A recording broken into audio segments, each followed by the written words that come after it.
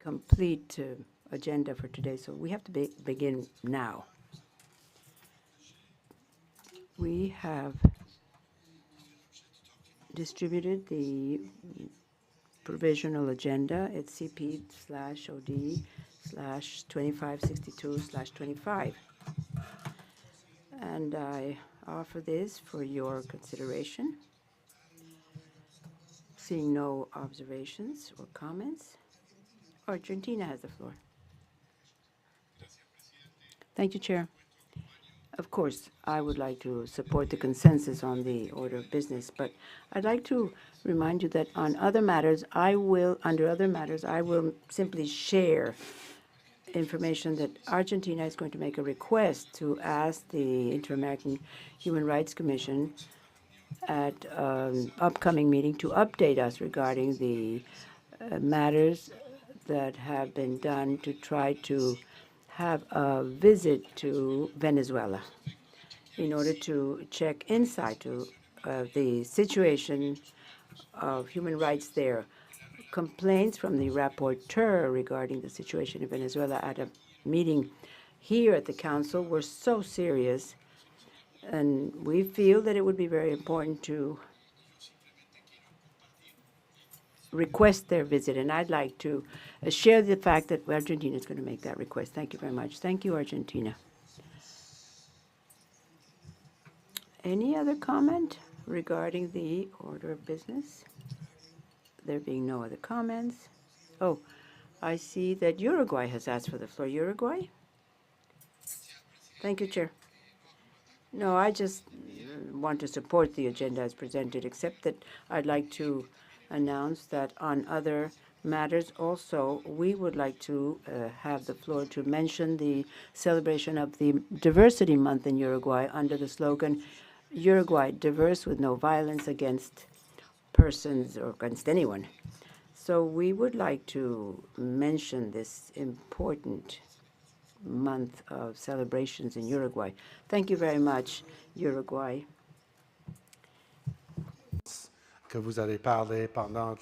You don't have to let us know in advance that you will be talking about that under other matters, but I thank you for sharing that information with us. And that's why we have included other matters under the agenda.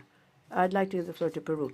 As I said before, also Peru will be making a brief report on a matter related to the Inter-American Commission on Human Rights under other matters at the end of the session. Thank you. Thank you, Peru. There being no further comments on the order of business, it is approved.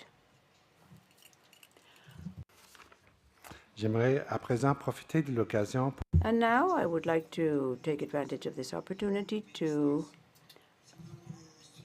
on behalf of the Permanent Council, express our congratulations to the following member states for their national holidays. Brazil, September 6th, Costa Rica, El Salvador, Guatemala, and Honduras, September the 15th, Mexico, September 16th,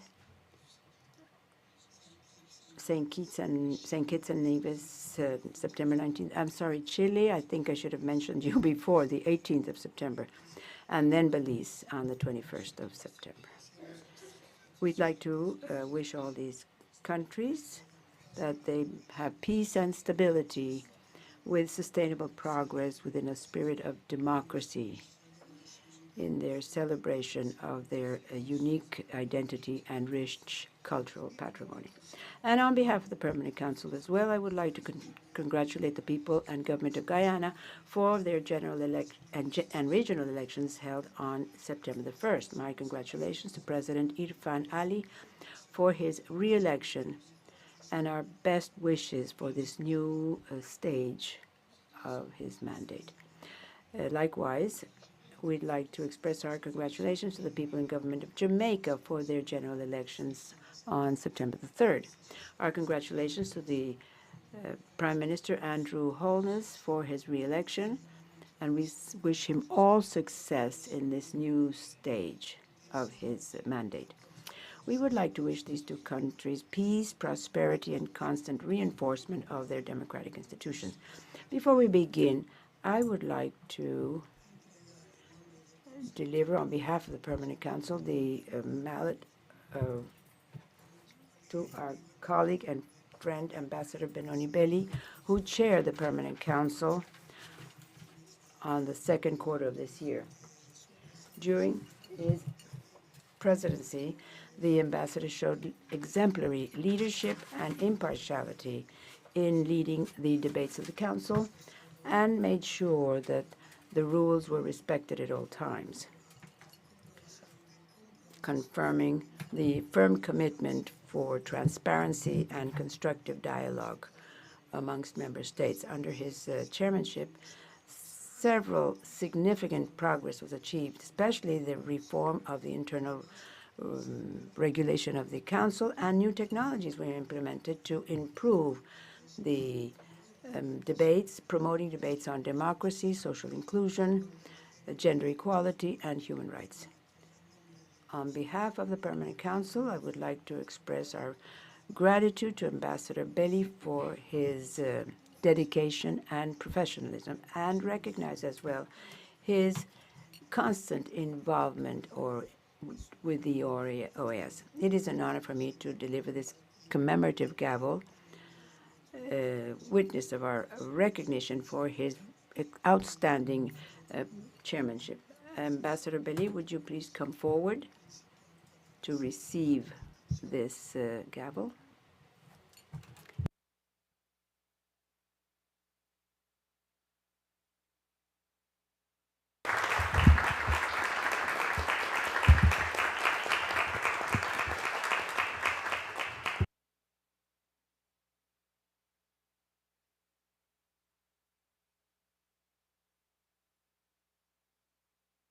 Merci beaucoup. Thank you very much, Ambassador Belli, for your efforts, your dedication, and your commitment. And before we go into the next item on our order of business, I'd like to briefly give the floor to the General Secretary, Assistant General Secretary, who has an announcement to make at this time, and will present something to member states that gives them direct access to the documents of the sessions of the Permanent Council and the meetings of the Commission. Madam General Secretariat, you have the floor. Good morning, sir, and ambassadors.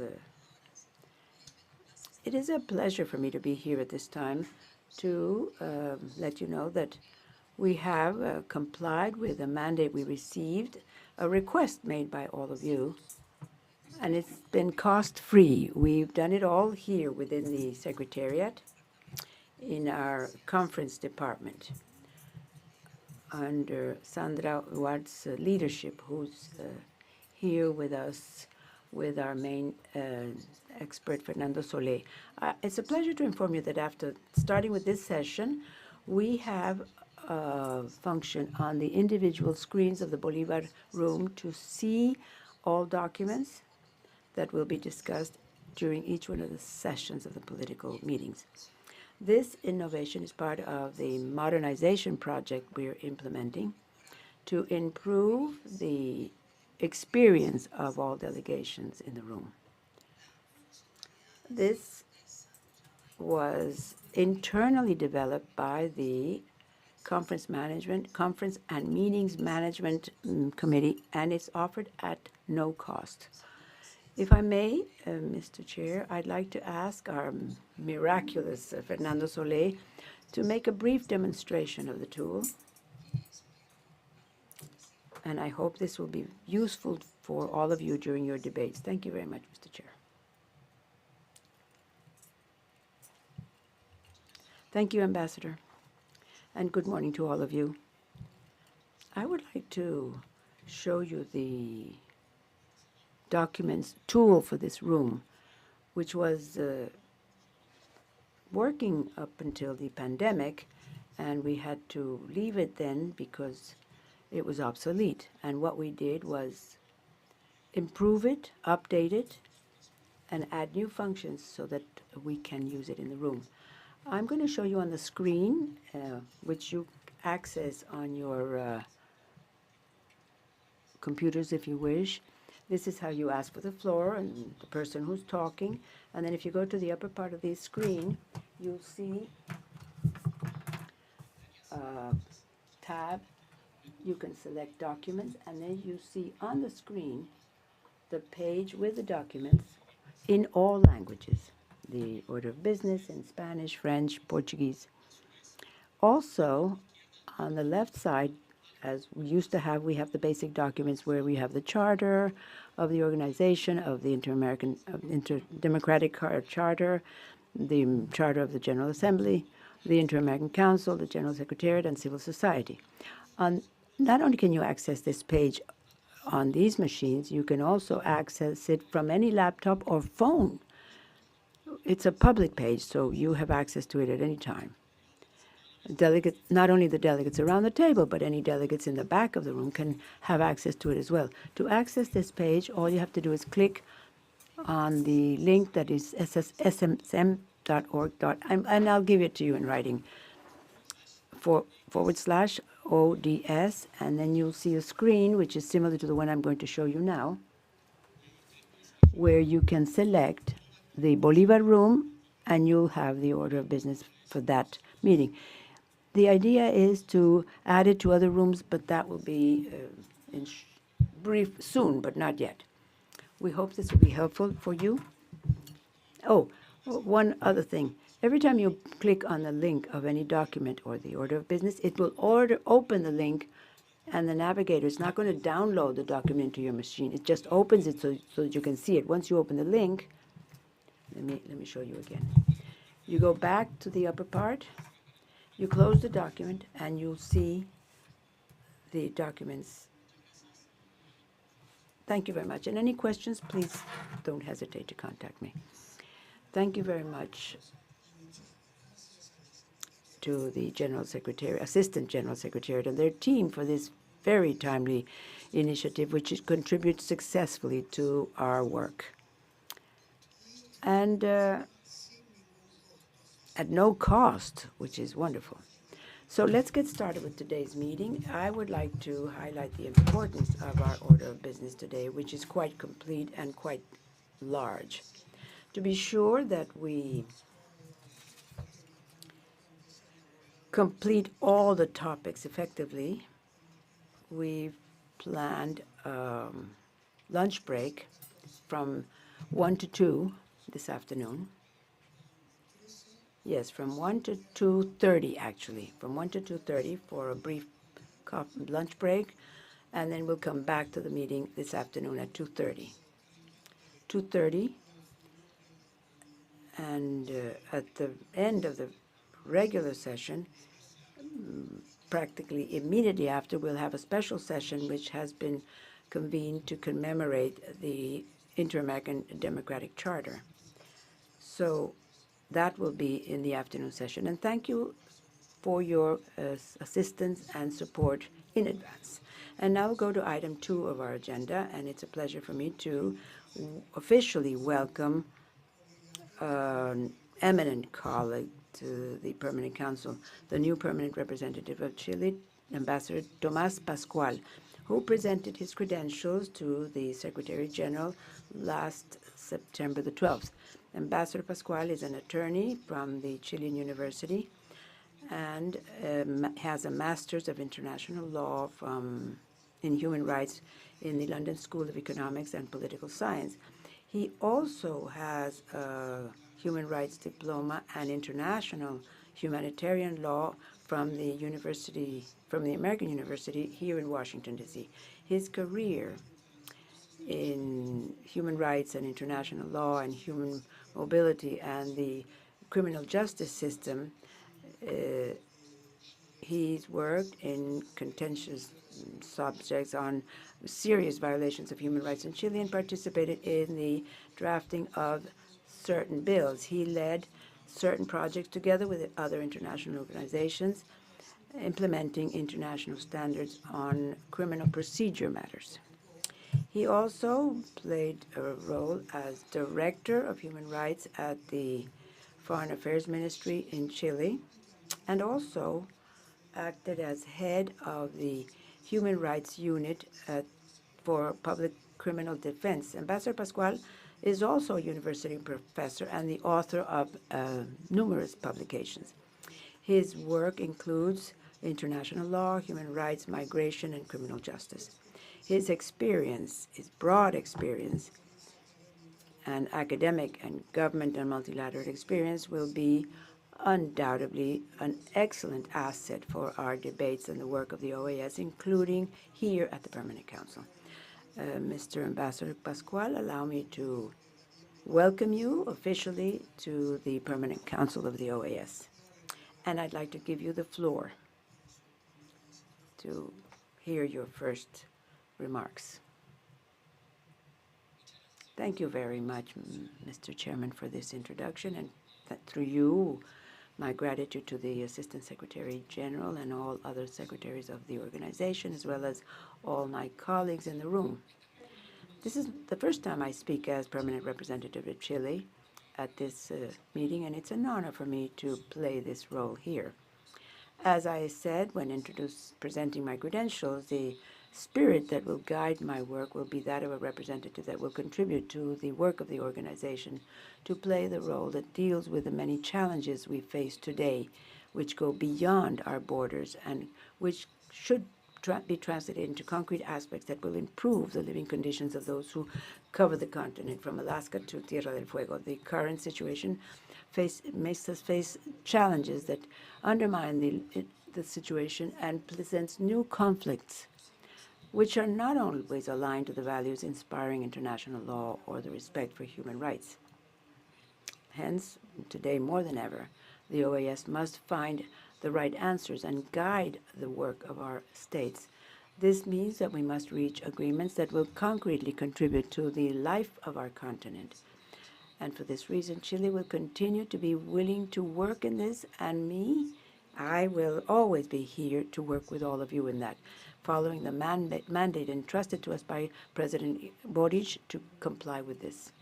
And added to this, we add the internal challenges that the organization faces, which I was able to see yesterday with the arrival of the new Secretary General and the Assistant Secretary General, as well as the reordering of the institutional organization chart.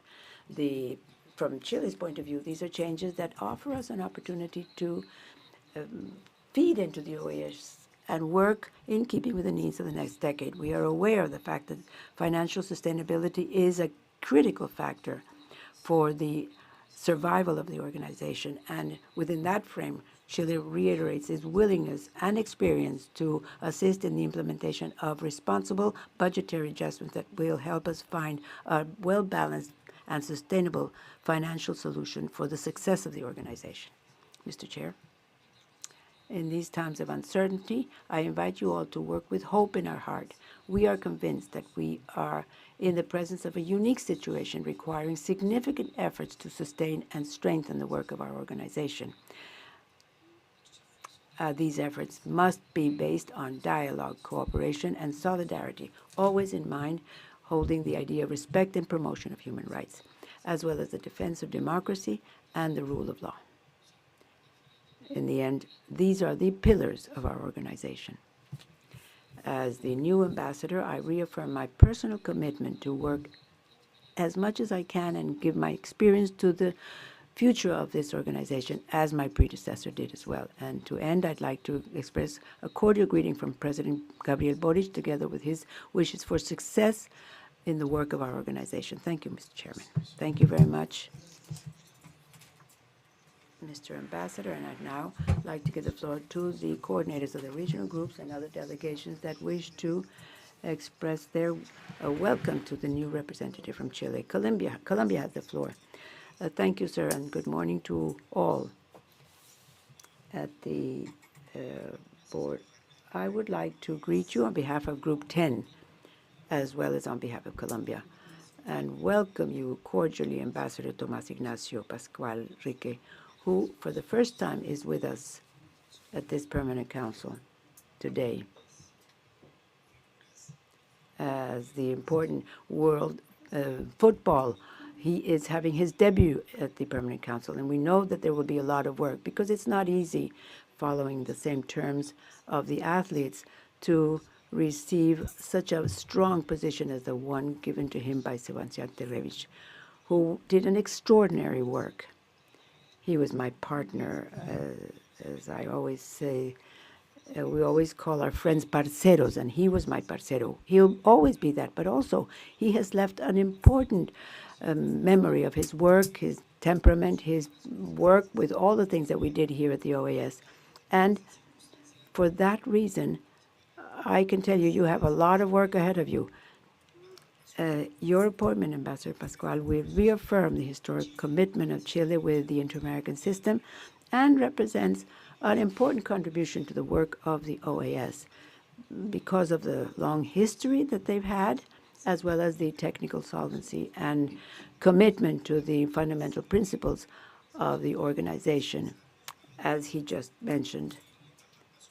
Ambassador Pascual has an outstanding professional experience, as the President said, and a career based on human respect, the strengthening of democracy, and multilateral cooperation. During his work in the foreign affairs in Chile, he's played key roles, showing his extreme knowledge of the hemisphere and the realities of this in a complex context of the region as we face today, where his diplomatic management will show effective ability to build bridges and offer training, understanding amongst these. So in Group 10, we're sure that his presence in this organization will be a valuable contribution and will help us continue at the OAS to advance in the common challenges and goals of the hemisphere, promoting sound cooperation amongst our states. Personally, I must say that I know Ambassador Pascual for some time now. While I was the commissioner of the Inter-American Commission of Human Rights, he was the head of the Human Rights Unit of the Ombudsman Office, of the Criminal Ombudsman's Office in Chile, and we had a chance to do some work together there when President Bachelet presented the bill on equal patrimony, which I thought was quite progressive at the time. And then after that, we also had a chance to do several activities together. But this year, in fact, we had a chance to share as special agents of our respective countries when Chile and Colombia joined to present a request for consultative opinion at the IACHR, and it was 032 this year, which gives the states, regardless of the government, the responsibility they must assume in the climate emergencies. And in this case, we considered that that was a tremendous achievement. That was a real victory of diplomacy, our being able to achieve that in the Inter-American Court. And we had a chance to meet in the public hearings with the judges of the Americas. The truth of the matter is that his participation in this process was legally and politically very relevant for the Americas, as well as his technical contribution in defending the inter-American system and its commitments. And that's why we wish him the best of success in this new phase, and knowing fully that he has our support, the full support of Colombia Friendship, and the undeniable strength that Petro and Boris have. And that is why it's crucial for the work that we have to do for our peoples. Thank you very much, and we'd like to warmly welcome you. Uruguay has the floor. Thank you very much, Mr. Chairman. The delegation of Uruguay would like to warmly welcome Ambassador Tomás Pascual as the permanent representative of Chile. It's one of his highlights, taking on this function, and his academic career as well as defender of human rights is to be noted. This speaks to the relevance and the main focus Chile has, and the message that he is giving us with his appointment to strengthen these pillars here in the work that we do. And of course, when it comes to defending democracy, I would like to highlight that more recently, Ambassador Pascual attended a very important summit for the defense of democracy in Santiago, Chile, where, in addition to President Boric, President Lula, President Sanchez, President Petro attended, and President Uruguay, Mr. Bozzi, also attended, precisely defending democracy at a time of weakness both nationally and globally. You can count on Uruguay. You have all of the support that you'll need to work together. Thank you very much. Thank you. Canada has the floor. Thank you very much, Mr. Chairman. We are very happy to warmly welcome Ambassador Thomas Pasquale. We truly believe that Ambassador Pasquale will make significant contributions to our institutions and all the bodies of the OAS, and particularly with regard to defending rights of all people and the freedom of expression. He has very recognized experience in these areas. Canada truly appreciates this solid relationship with Chile, with whom we share similar priorities and objectives here in the OAS, particularly when it comes to strengthening our efforts in the organization to promote democracy and the rights of all people. In English. As Director of the Human Rights Division at the Chilean Ministry of Foreign Affairs, the Ambassador played a key role in fostering close collaboration between Chile and Canada on some of the most urgent human rights issues, both regionally and globally. We look forward to working closely with you, Ambassador Pasquale, and continuing this strong relationship as you take on your new responsibilities. Thank you, Chair. Thank you, Canada. United States, vous avez la parole. You have the floor, United States. On behalf of the United States, I'm honored to warmly welcome Ambassador Tomás Ignacio Pascual Ric as Chile's new permanent representative to the Organization of American States. Ambassador Pascual brings an impressive record of service as Director of Human Rights at Chile's Ministry of Foreign Affairs, as an educator and advocate on the rule of law, and as a representative before inter-American human rights bodies. He has been an active participant in hemispheric initiatives to uphold human dignity, including the 2025 OAS General Assembly side event hosted by the United States on combating anti-Semitism in the Americas. The United States deeply values Chile as one of our most stable and reliable partners in the region. As President Trump has said, Chile is really something special. How well run the country is. It's an honor to be with you.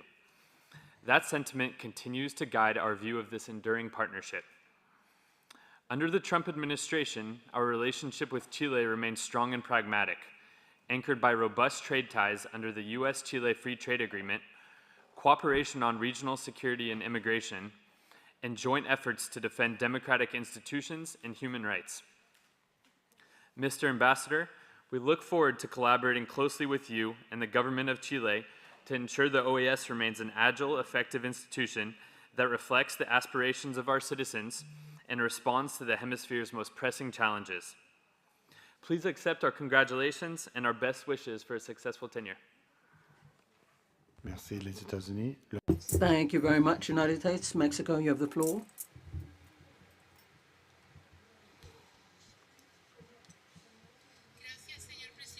Thank you very much, Mr. Chairman. My delegation would like to warmly welcome Ambassador Tomás Pascual as the permanent representative of Chile, a country with which we share a long friendship, which is based on classical support and express political relationship, one that also highlights economic, academic concerns of our people. Mexico and Chile share democratic values and the same objectives, such as the promotion and protection of human rights, respect for international law, and building a more fair and inclusive hemisphere.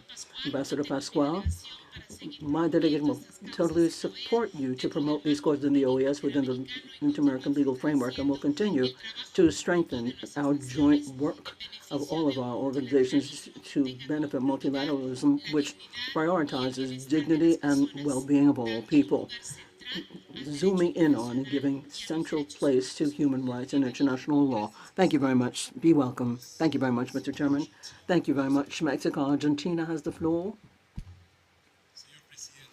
Mr. Chairman, I'm going to be very brief because basically what was already said by Ambassador, my dear friend, the permanent representative of Colombia, expressed the feeling of the group of 10.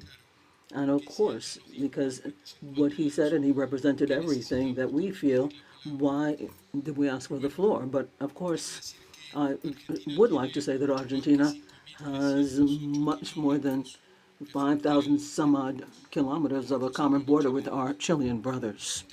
The longest international border of South America, and the third largest in the world.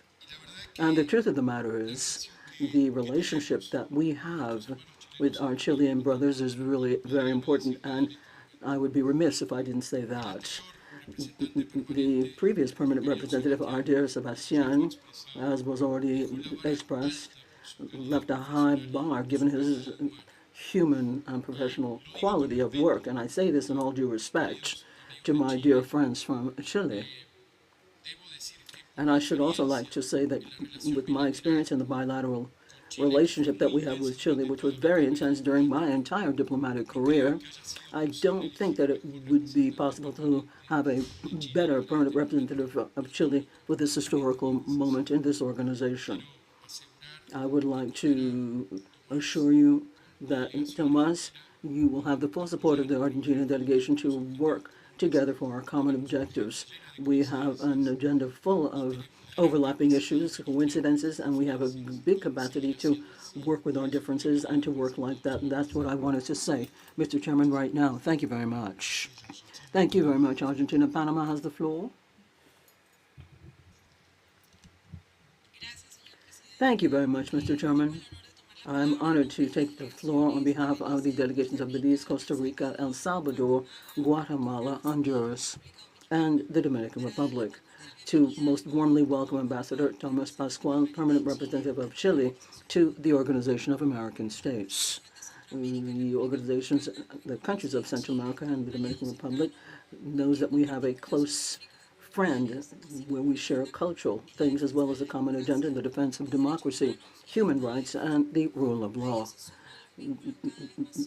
This gives us stronger ties in cooperation, trade, which is strengthened by other agreements. This has shored up the relationship amongst our peoples.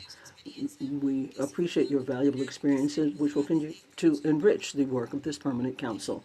And similarly, we also recognize and we truly appreciate the active participation Chile has had in regional negotiations and its firm commitment with the collective efforts that have been made geared towards having more sustainable development, which is equitable and inclusive in the Americas.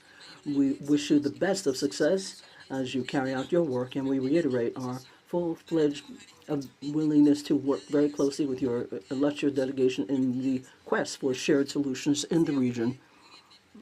We warmly welcome you, Ambassador. Thank you very much. Thank you very much, Panama. Jamaica, you have the floor. Thank you very much, Mr. Chair. Distinguished Assistant Secretary General, prominent representatives, colleagues, ladies and gentlemen. Your Excellency, Ambassador Tomas Pascual, and distinguished colleagues, on behalf of the Caribbean Community Caucus of Ambassadors, I extend our sincerest congratulations on your appointment as a new permanent representative of Chile to the Organization of American States. We also warmly welcome you to the Permanent Council. Your distinguished career, including your recent service as Director of Human Rights at Chile's Ministry of Foreign Affairs, speaks to your country's deep commitment to the core values that bind our hemisphere together. We are confident that your experience and commitment to multilateralism will be an invaluable asset to our collective work.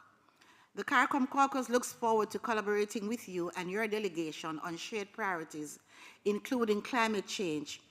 The climate crisis continues to pose an existential threat to our small island and coastal developing states. We therefore value Chile's partnership in advancing for fair contributions from the developed world and building regional resilience. We must work together to ensure that the hemisphere's most valuable populations are not left behind. We believe that the OAS must be an agile and effective organization, as you have expressed, and that it must continue to strengthen democratic institutions throughout the Americas. We are ready to forge an even closer working relationship with you and the delegation of Chile. We are eager to continue the important work of promoting dialogue, seeking consensus, and addressing the challenges that affect our region. Once again, welcome, Ambassador Pascual. We wish you every success during your tenure. Thank you, Mr. Chair. Merci, l'agent. Thank you very much, Jamaica. Guatemala has the floor. Good morning. Thank you very much, Mr. Chairman. It's an honor for the Permanent Mission of Guatemala to warmly welcome Ambassador Tomas Pascual, the new permanent representative of Chile, to this organization. Ambassador Pascual has handed over his credentials, marking a new chapter in the solid relationship between Chile and the organization. Guatemala truly appreciates the presence of Chile in the OAS, as well as its firm commitment to the principles that bring us together, such as democracy and human rights. These are pillars of our joint work. Chile has shown historically that it has a firm commitment to strengthening the democratic institutions and the protection of fundamental rights of its citizens. This devotion is reflected in its active participation in all the discussions and solutions of our Assembly, thus contributing to the defense of essential values that we share. As far as concerns Ambassador Pascual's, it shows his sterling work, his broad-reaching commitment for the defense of human rights. This will enrich the work of the Permanent Council. We are quite sure that his leadership will be very valuable to promote dialogue and cooperation in the quest for solutions and the challenges that our organization now confronts. Ambassador Pascual, we would like to warmly welcome you on behalf of the mission of Guatemala, and we are excited to work together with you to make strides in the OAS agenda to continue strengthening the ties that bring our countries together. Thank you very much. Thank you very much, Guatemala. Costa Rica has the floor. Thank you very much, Mr. Chairman. Good morning, everybody. Given our sub-regional coordination on Panama, we would also like to warmly welcome to the organization Ambassador Tomas Pascual. We received your nomination with great enthusiasm, and we are quite sure that your leadership will enrich the work of this hemispheric house. Our countries, Costa Rica and Chile, share a deep affinity when it comes to principles and values, the commitment to democracy, the respect for human rights, sustainable development, the defense of the environment, gender equality, and equity, and the firm conviction that multilateralism is the path to deal with common challenges. This community also reflects the cooperation that we have had between Costa Rica and Chile in the work that we've done here in this organization. And I should also like to avail myself of the opportunity, because we didn't have a chance to do this publicly before. Let me also thank you and recognize Ambassador Kraltovich, who during his time, he represented Chile in a sterling way with a vocation of service and his quest for consensus to facilitate our work and all of the discussions here in the organization. So, Ambassador Pascual, thank you very much for taking on this challenge, and we're delighted to have you here. Undoubtedly, your work will enrich the firm voice of Chile that we always truly appreciate in all fora and in all discussions and debates. Thank you very much, and the best to you. Be welcome. Antigua and Barbuda has the floor. Thank you, Mr. Chairman. I will not detain you long. I think an actress once said that to her fourth husband. I just wanted to say my own words of welcome to the Ambassador of Chile, who I had the great pleasure of receiving yesterday at my chancery in my role as Dean of the Corps here. And it was a wonderful opportunity to talk with him, particularly, sir, as he will be replacing you very shortly in that very prestigious and onerous chair. So we had an opportunity to talk about the role of the chair of the Permanent Council, and I'm sure that you will give him good counsel as he comes to that chair. But I was struck, I have to say, by his grasp already of the issues that face us here in the Organization of American States. The fact that he worked as the person who fed international organizations from his previous position in Chile equips him very well for the role that he will undertake here. We identified some of the issues, sir, that have been perennial in this organization. We know them all well. Not least amongst them is that we have no money and that we seem to have less means of getting that money, even though our mandates and our obligations are increasing. I gather that even yesterday, while a meeting was taking place, we lost the connections of this place because of the antiquated equipment that it continues to have. And hopefully that will be corrected in time. But my real purpose in speaking is to say that Antigua and Barbuda is making its own statement here. Nobody speaks for us unless we give them permission to do so. But I wanted to welcome him myself and to say that I'm sure, as a result of that conversation that I had with him yesterday, my judgment that he will be good for this organization is not mistaken. Welcome, Pascual. Thank you very much. Merci, Landy. Thank you very much, Antigua and Barbuda. Ambassador Pascual, you have the final say. You have the floor. Thank you very much, Mr. Chairman. I just wanted to thank everyone for their warm welcome from my colleagues today, and we will try to meet the quality of Ambassador Kaluva left behind, and we'll continue to work with you and the Secretariat and all the marvelous people of this organization upholding the pillars. Thank you very much for your warm welcome, colleagues, and for this moment. Thank you very much. Congratulations, and we wish you the best of success. Item number 3. Under the item number 3, we deal with arbitrary detention in state-to-state relations, a phenomenon that is attracting increasing attention globally and affects many individuals and states. I'm going to skip over my presentation because the first panelist has to leave very quickly, unfortunately. He or she has another commitment, so I'm just going to present Mr. Charles, President of the International Independent Panel on Arbitrary Detention, State-to-State Relations.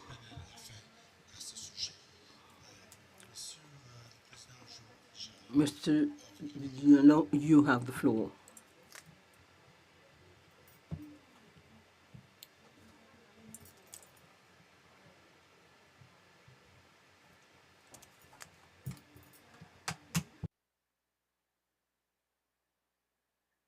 Thank you very much, Mr. Chair. Excellencies, distinguished permanent representatives, esteemed colleagues, good morning. It is an honor for me to join you virtually today. I would like to begin by expressing my sincere gratitude to the Chair of the Permanent Council, Ambassador Stewart Savage, for convening this important discussion and for inviting me to participate in it. This practice, where individuals are deprived of liberty not for legitimate legal reasons, but as leverage in geopolitical disputes, undermines the very foundations of international law. It corrodes trust between states, weaponizes human vulnerability, and erodes the integrity of global institutions that are meant to protect human rights and to resolve disputes peacefully among states in accordance with Article 33 of the UN Charter. So for me, it was a great honor to have been asked by Canada to chair the Independent International Panel on Arbitrary Detention in State-to-State Relations, which was comprised of 7 jurists from across the world, including, since we're here at the OAS, Professor Claudio Grossman of Chile, continuing the discussion about Chile and the role of Chileans in promoting human rights, and Professor Mike Newton of the United States. As a panel, our main goals were twofold. First, to identify legal and procedural pathways to close gaps in the existing legal framework to prevent and address arbitrary detention in state-to-state relations. And second, to present endorsers of the widely supported Declaration on Arbitrary Detention in state-to-state relations with a legally sound and non-political report, including recommendations on how and in what fora to take the issue forward. In July of this year, I'm very pleased that we submitted our report to Canada, which will be launched on the margins of the International Law Week in New York at the end of October. The panel formulated a set of 26 recommendations to the international community after about a year and a half of work, and the goal was to identify the issues and the gaps and how they could be taken forward. At the broadest level, all the recommendations promote international cooperation, call for commitment to multilateralism, and importantly, underlines rule of law in international affairs. So, in the limited time that I have today, I would like to focus most of the remarks on on the core recommendations in parts 4 to 6 of the panel's report. This offer a legal and strategic roadmap for confronting the question of arbitrary detention as a violation of international law and calls for strengthening of accountability and redress mechanisms. So, in part 4 of the report, we address the question of internationally wrongful acts and essentially call for a principled and coordinated response on the part of states and the international community by offering 5 key recommendations. So, one, states should be more proactive in condemning arbitrary detention in state to state relations in multilateral settings. Two, states should affirm their right to question the lawfulness of arbitrary detentions. Three, the United Nations General Assembly's Sixth Committee should adopt a thematic focus on arbitrary detention in state to state relations in relation to the rule of law at the national and international levels agenda item. Four, the UN Security Council members could organize an area formula meeting on arbitrary detention in state to state relations to highlight the threats the practice pose to international peace and security. Fifth, states should take into account a nominating state's record in elections to multilateral bodies. These recommendations urge states to move from reactive diplomacy towards proactive norm setting. They encourage the use of existing multilateral platforms not only to condemn the practice, but also to challenge its legality and isolate its perpetrators. The second focus area concerned accountability and reparations. Arbitrary detention in state to state relations is not only a breach of international law, it also directly harms individuals, families, and communities. And the chair just made mention of that in his opening remarks.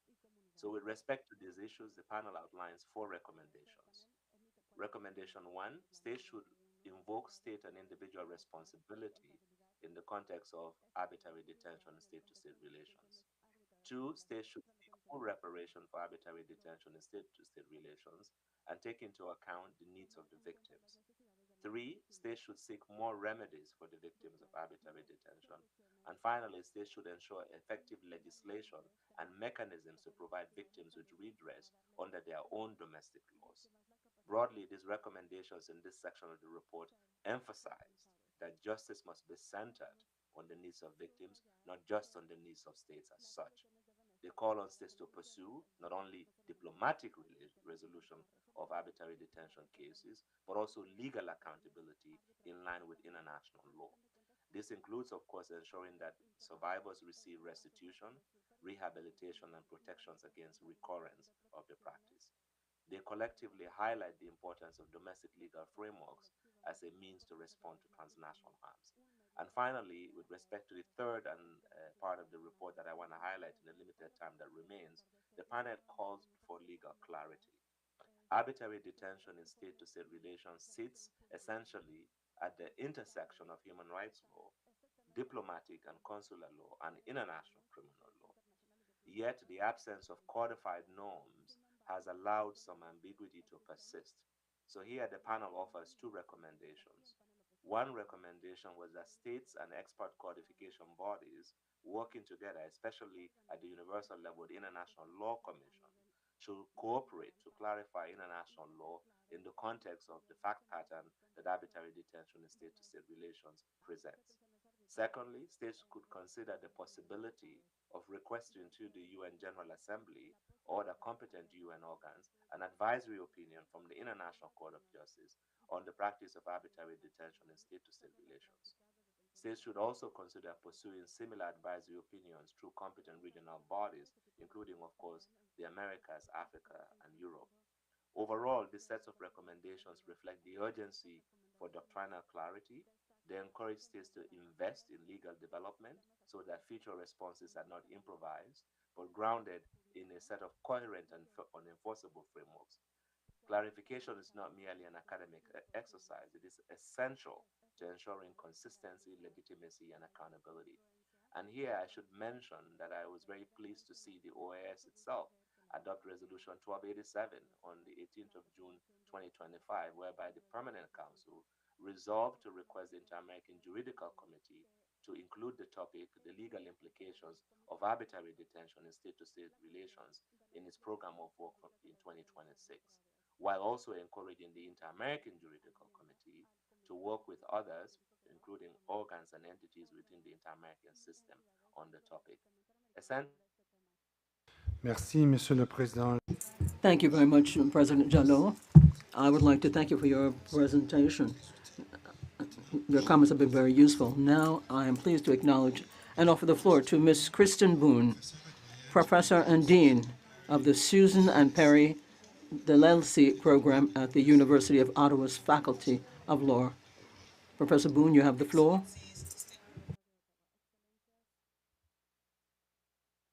Thank you. It's an honor to be here to address you today. My name is Kristen Boone, and I serve as the Susan and Perry DeLelsi Dean of the Faculty of Law at the University of Ottawa, the Common Law section. I am grateful for the opportunity to represent the academic community in this important discussion on arbitrary detention and to highlight the role that universities and civil society can play in advancing dialogue and solutions. As an international law scholar, this issue is both professional and personal to me.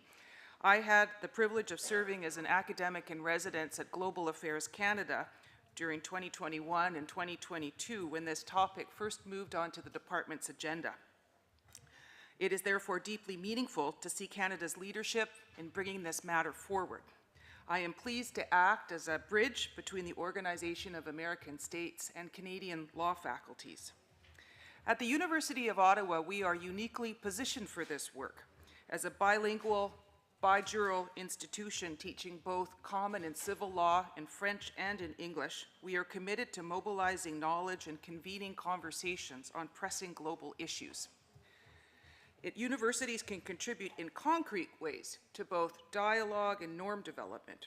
For example, in June 2025, we hosted an event on arbitrary detention that brought together diplomats, government officials, faculty, and students at our renowned Human Rights Center. Panelists included the chair, Professor Charles Jallo, who presented some of the independent panel's reports, findings, and recommendations. And we also heard from a victim of arbitrary detention. The victim's testimony was profoundly moving, I would say bone-chilling, and a stark reminder of the human cost of this practice. The discussion that followed was animated, rigorous, and constructive. Another contribution comes through our course on UN practice, where students prepare research for the repertory of practice of United Nations organs. Under the guidance of a senior international lawyer, students collect state practice and compile reports that directly support the work of the United Nations. Recognizing the value of this initiative, we have recently opened the course to students across Canada to help ensure there is an accurate and comprehensive legislative history. This is another way we ensure that pressing international legal issues reach the classroom and that knowledge generated in the classroom can inform the work of international institutions. In an era of constrained budgets for international organizations, universities and research institutes can fill important gaps by organizing workshops, convening dialogues, and involving civil society actors. These activities not only accelerate teaching and learning, but also broaden implementation. With our highly diverse and international student body, we ensure that knowledge gained in Canada is shared globally as our graduates return home and engage with their own governments and societies. There are areas where further doctrinal clarity may be needed in discussions about arbitrary detention.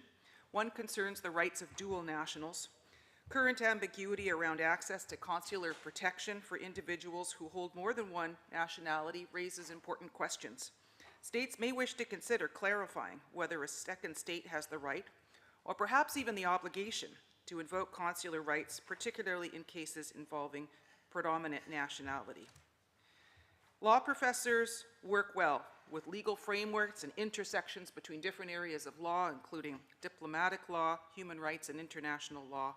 And I can assure you that many faculties would be interested in continuing the discussion on this topic. As Dean, I am focused on preparing the next generations of lawyers and policymakers to address these challenges. Our responsibility is to equip students with a deep understanding of the most pressing developments in international law. This discussion on arbitrary detention, the Declaration, and the OAS's role in advancing the issue will be of great interest to them, and I look forward to bringing the insights that I am hearing today back to the classroom. In addition, as President of the Canadian Council of Law Deans, I will be pleased to report on this meeting to other law faculties in Canada. Thank you for the opportunity to join you today. I am here to listen, to contribute, and to ensure that our academic communities continue to support the vital work of addressing arbitrary detention. Madame la professeure Boone, je vous remercie.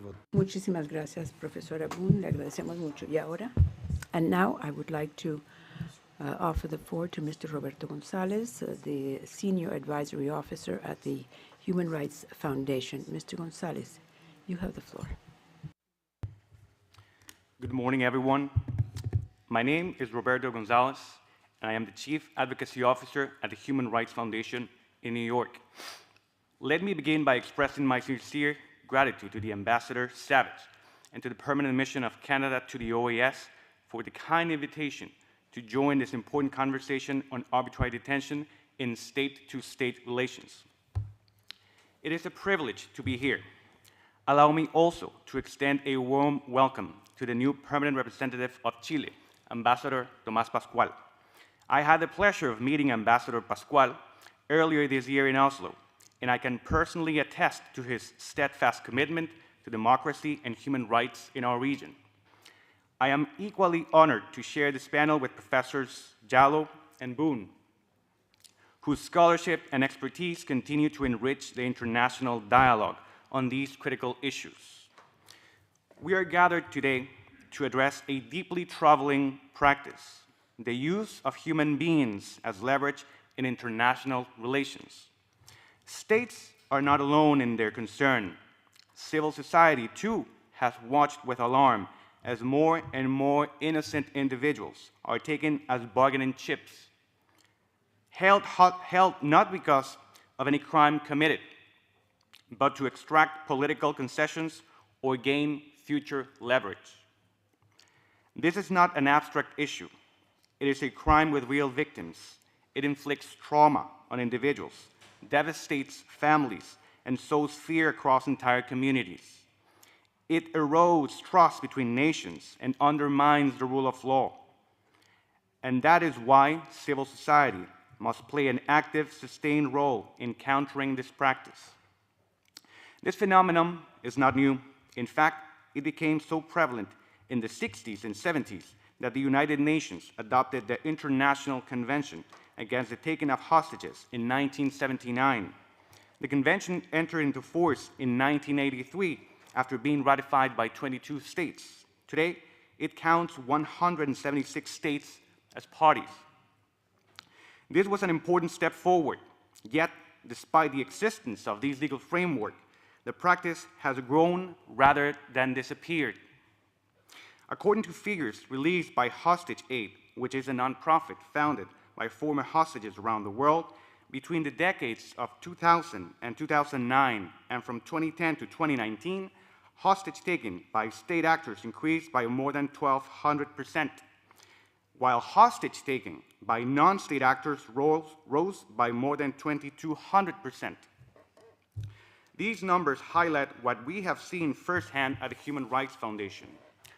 For more than a decade, HRF has provided international pro bono support to peaceful dissidents, human rights activists, and independent journalists arbitrarily detained by authoritarian regimes, regimes that lack what the Inter-American Democratic Charter calls the essential elements of democracy: respect for human rights and fundamental freedoms, the rule of law, free and fair elections, pluralism, and the separation of powers. In doing this work, we realize something crucial. We are not alone. Across the world, there is a constellation of organizations and individuals striving to raise awareness and support those unjustly detained. Yet, these efforts often operate in isolation. This fragmentation weakens our collective impact. That is why, in May of 2023, during our flagship Oslo Freedom Forum in Norway, HRF launched the Resisting Illegal Government Detentions and Hostage-Taking Coalition, the RIGHT Coalition, which is a network of individuals and organizations united by a common mission to advocate on behalf of unjustly targeted individuals who are arbitrarily detained or taken hostage by foreign governments, their own governments, or non-state actors. Our objectives are to secure their safe, immediate, and unconditional release, to seek justice, redress, and rehabilitation for victims, to support their families and loved ones, to deter future detentions, and to pursue accountability for perpetrators. Today, the coalition has grown to include nearly 100 members from multiple organizations. It represents a collective refusal to allow arbitrary detention to stand unchallenged, and a shared determination to uphold human dignity. This year has brought important signs of progress, demonstrating that governments are increasingly willing to confront this problem with seriousness and resolve. Next month, Canada will publish a long-awaited report from an independent international panel on arbitrary detention on state-to-state relations, chaired by Professor Jallow. Just 2 weeks ago, the United States issued an executive order establishing a new designation of state sponsor of wrongful detention. This designation creates powerful punitive and deterrent tools, including economic sanctions, visa restrictions, limits on foreign assistance, and targeted travel bans, all against states that engage in wrongful detention. These are indeed welcome developments, but this issue does not affect only a handful of countries. It cuts across borders and threatens the security and rights of people throughout the Americas and beyond. Building a broad consensus against this practice should not be controversial. Every state in the region has a stake in ensuring that diplomacy is never carried out at the expense of human lives. Those engaged in hostage-taking must be met with a principled collective response, one that denies them the political rewards they seek and reinforces the norms of international law. The time to make lasting progress is now. Just as Canada and the United States are engaging civil society to better understand and combat this crime, we warmly invite all OAS member states to join this effort.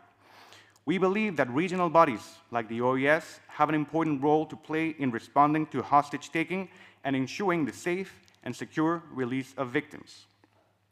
The invitation is open. Your voice, your leadership, and your partnership are essential. Leadership often means doing what is principled, even when it is not popular. Together, we can choose principle. We can choose to defend the right and dignity of the individual, to reaffirm the rule of law, and to safeguard the trust on which diplomacy depends. If we act together, we can turn the tide against this practice and ensure that no person is ever again used as a pawn in the dispute of states. Let us choose to stand together, and let us affirm through our words and our actions that human lives are never bargaining chips. They are the very foundation. Merci, Monsieur Thank you. González. Je vous remercie. Muchísimas gracias.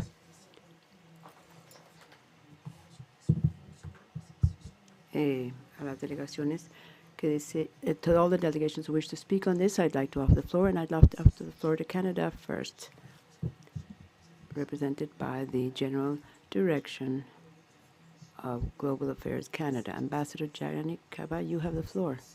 Thank you.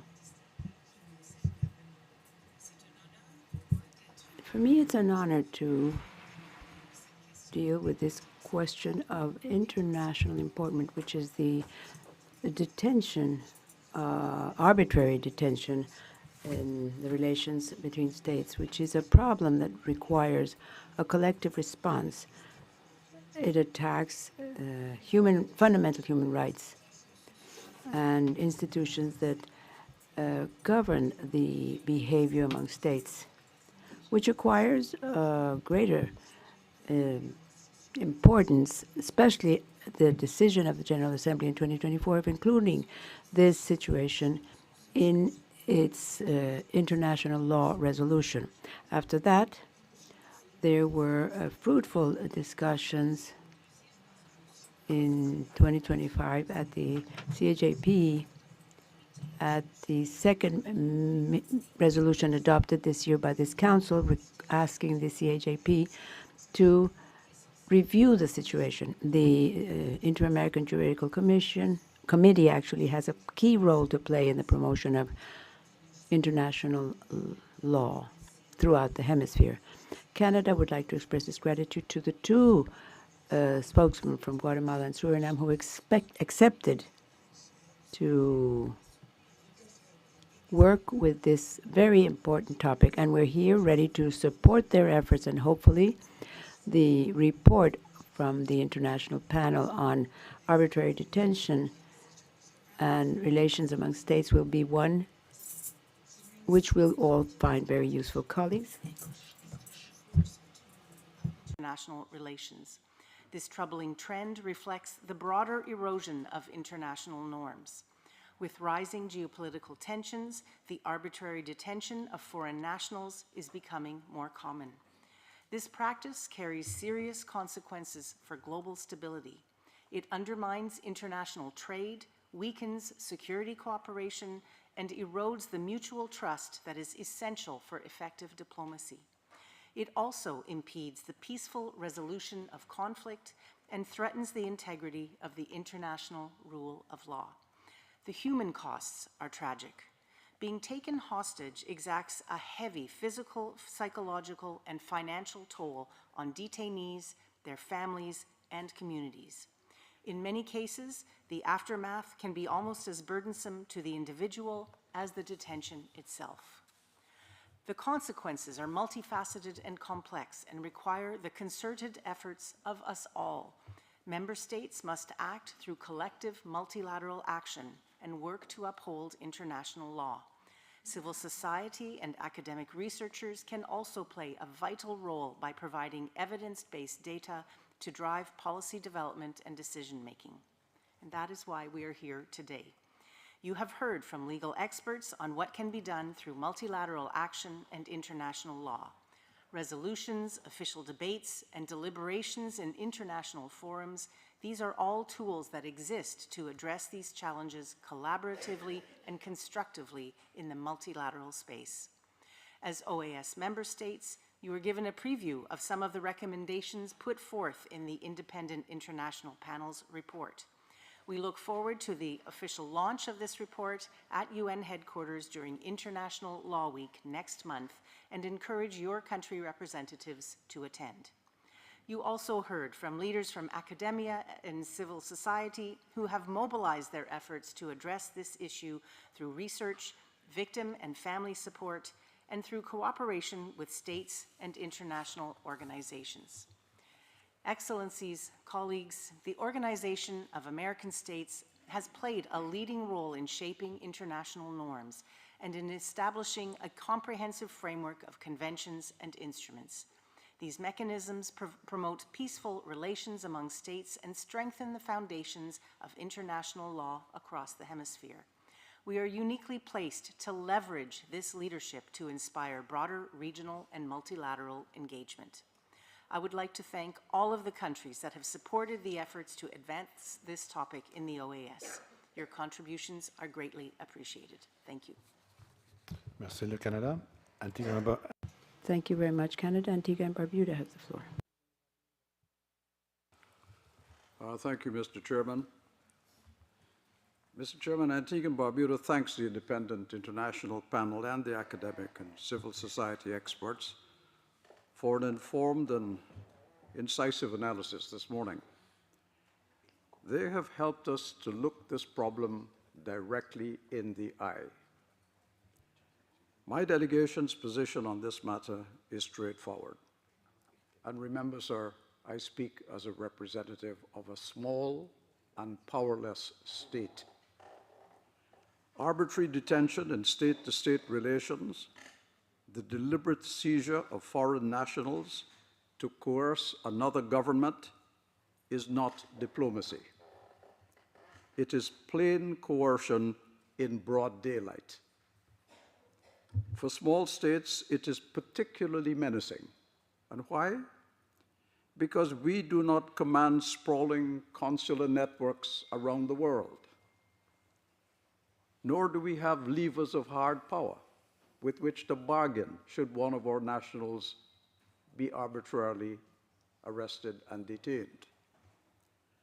Our citizens travel to study, to trade, to seek medical attention, to visit family.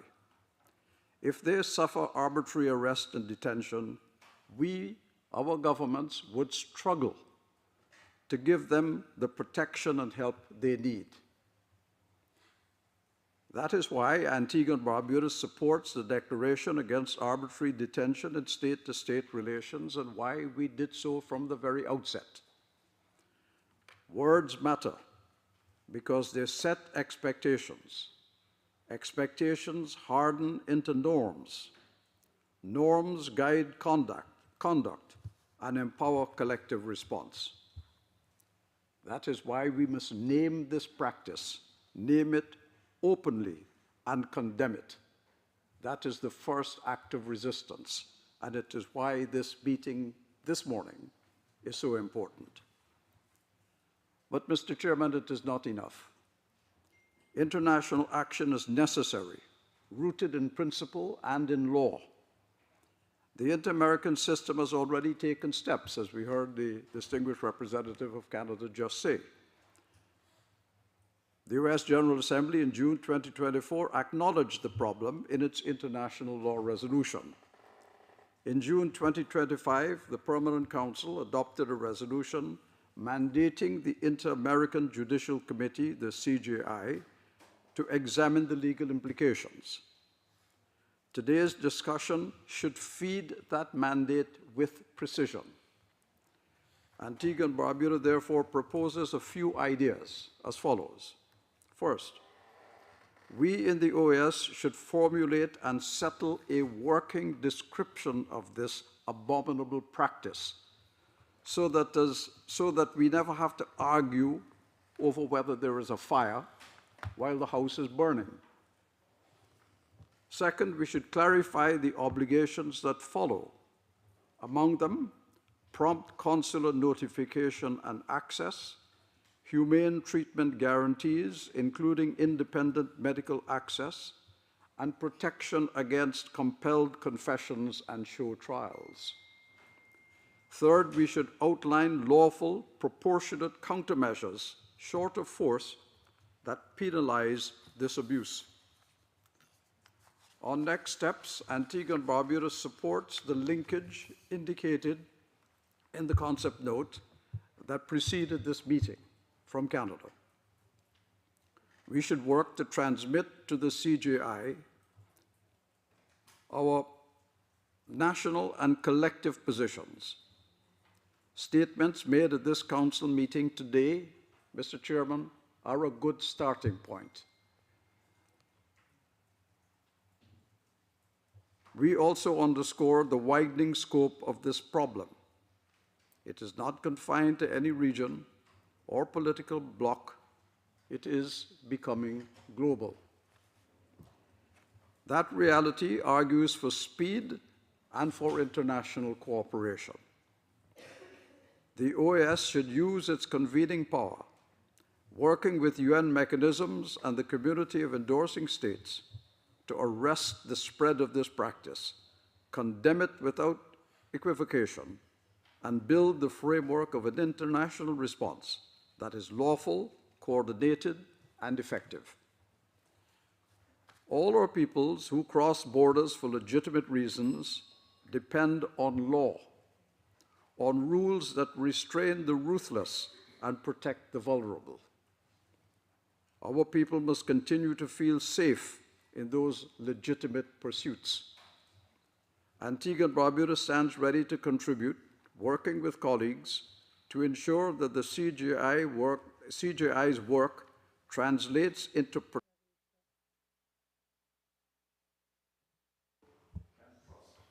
Merci, Antigua and Barbuda. Thank you very much, Antigua and Barbuda. Your comments are quite to the point, and I think that we benefit from them. And I ask you to send the text of your presentation to distribute to all members. And now I'd like to invite Argentina. Thank you, Secretary General, Assistant Secretary General, ambassadors, ladies, gentlemen, and speakers. Argentina would like to express its thank you to the Permanent Council of Canada, Mission of Canada for asking the request of the inclusion of such an important topic in the agenda of this Permanent Council meeting. We received this initiative, which in our opinion contributes to strengthen the debates of the inter-American system vis-à-vis practices which are incompatible with international law and the foundational values of the organization. We want to also thank the panelists who have spoken today for the quality of their presentations. My delegation will take due note of them. Mr. Chair, Argentina has been following the initiatives geared to work with this subject within the OAS as well as internationally.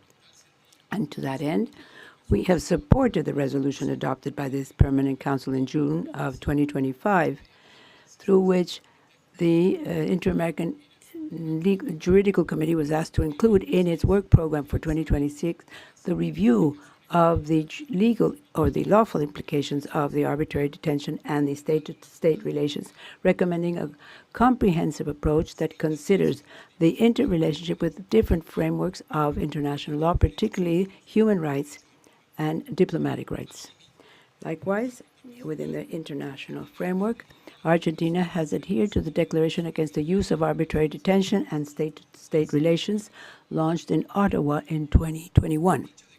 Said declaration reaffirms that the arrest, detention, or imposition of sanctions to put pressure on another government is contrary to international law and requests cooperation to put an end to this practice, underlining the rule of law, judicial independence, and the obligations of consular access. My delegation would like to reiterate that an arbitrary detention appears when you go against the international law or the international human rights instruments, which occurs, amongst other situations, when we disregard the principles of legality, previsibility, and justice, or when we violate the due process guarantees access to defense and to the judicial effective review.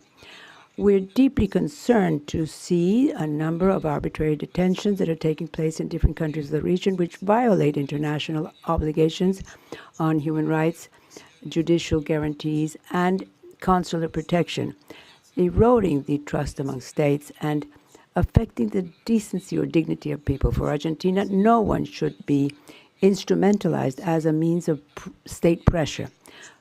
Therefore, states who are part of the international system of human rights have the obligation of preventing, investigating, and sanctioning this behavior, guaranteeing immediate access to technical defense, a effective judicial review, and communication with family members, and to release those who are deprived of their freedom illegally or arbitrarily. In this work of protection and prevention, my delegation would also like to know the work done by the Inter-American Commission on Human Rights, whose sustainable monitoring and constant comments have been witness of these arbitrary detentions and reminded the states of their obligations to ensure due process, access to defense, and contact with family members. Mr. Chairman, taking advantage of this opportunity, Argentina would like to draw your attention once again to the case of the Argentinian gendarme Nahuel Agustin Dayo, detained in Venezuela on December the 8th of 2024, who's been deprived of his freedom, and we have considered this arbitrary. There are serious concerns regarding his procedural guarantees as access to defense and access to their family. We believe that this is a form of institutional violence which affects the psychological and moral integrity of the person and could become torture or cruel, inhuman, or degrading treatment in the terms of described by international law and human rights. We reiterate our request for his release, ensuring full respect of his fundamental rights for our Nahuel Gallo as well as for all Nahuel Gallos victims of similar situations.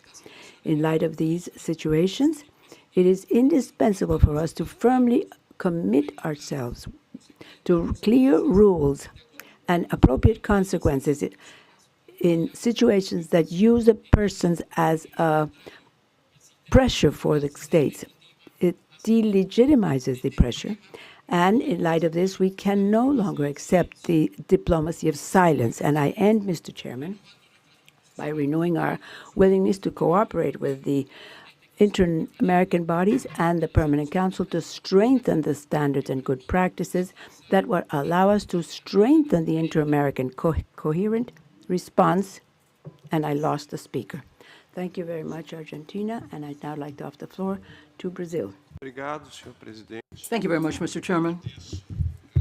I truly appreciate this morning's panelists for their contribution to our discussion today. Brazil also truly appreciates the opportunity to pick up this discussion again on the topic of arbitrary detention in relations among states. State to state, looking at 1287 of the Council. Many here have invoked international law, and others will continue to invoke it as well.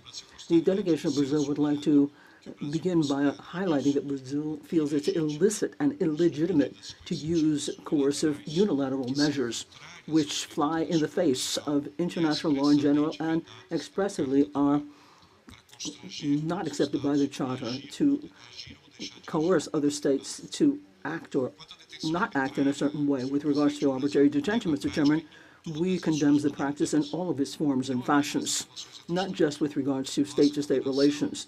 Our condemnation is based on principles of non-selectivity and the universality of international rights. It's always good to understand that the prohibition of arbitrary detention is absolute, and that is in the Universal Declaration of Human Rights, and it's absolute, and the Inter-American Convention of Human Rights, in addition to other instruments. The guiding principle of dealing with this topic by the Inter-American Juridical Council for Brazil should not be selectivity. We have to focus on protection of human rights, promotion of human rights, and not make these discussions an instrument to criticize specific countries.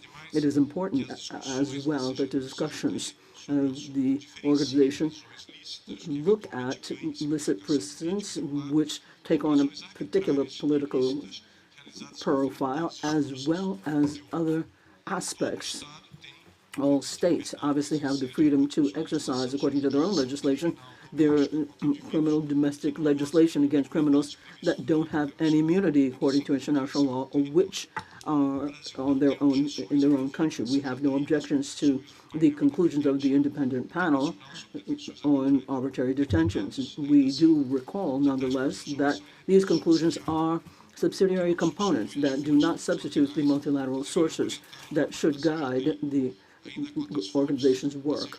And even the organization should differentiate between custom, norms, jurisprudence, and in as much as this is used for legal standards. The discussions of the CJI, the ICJ, that is to say, should also say that international law deals with specific accords on taking refugees when it comes to what the state can do. The International Convention against taking in hostages from '69. And this instrument, besides limiting taking on hostages as individuals, can serve as an example with regards to this topic. We also suggest considering the activities of the working group on arbitrary detention set up in 1991 by the then Commission of Human Rights.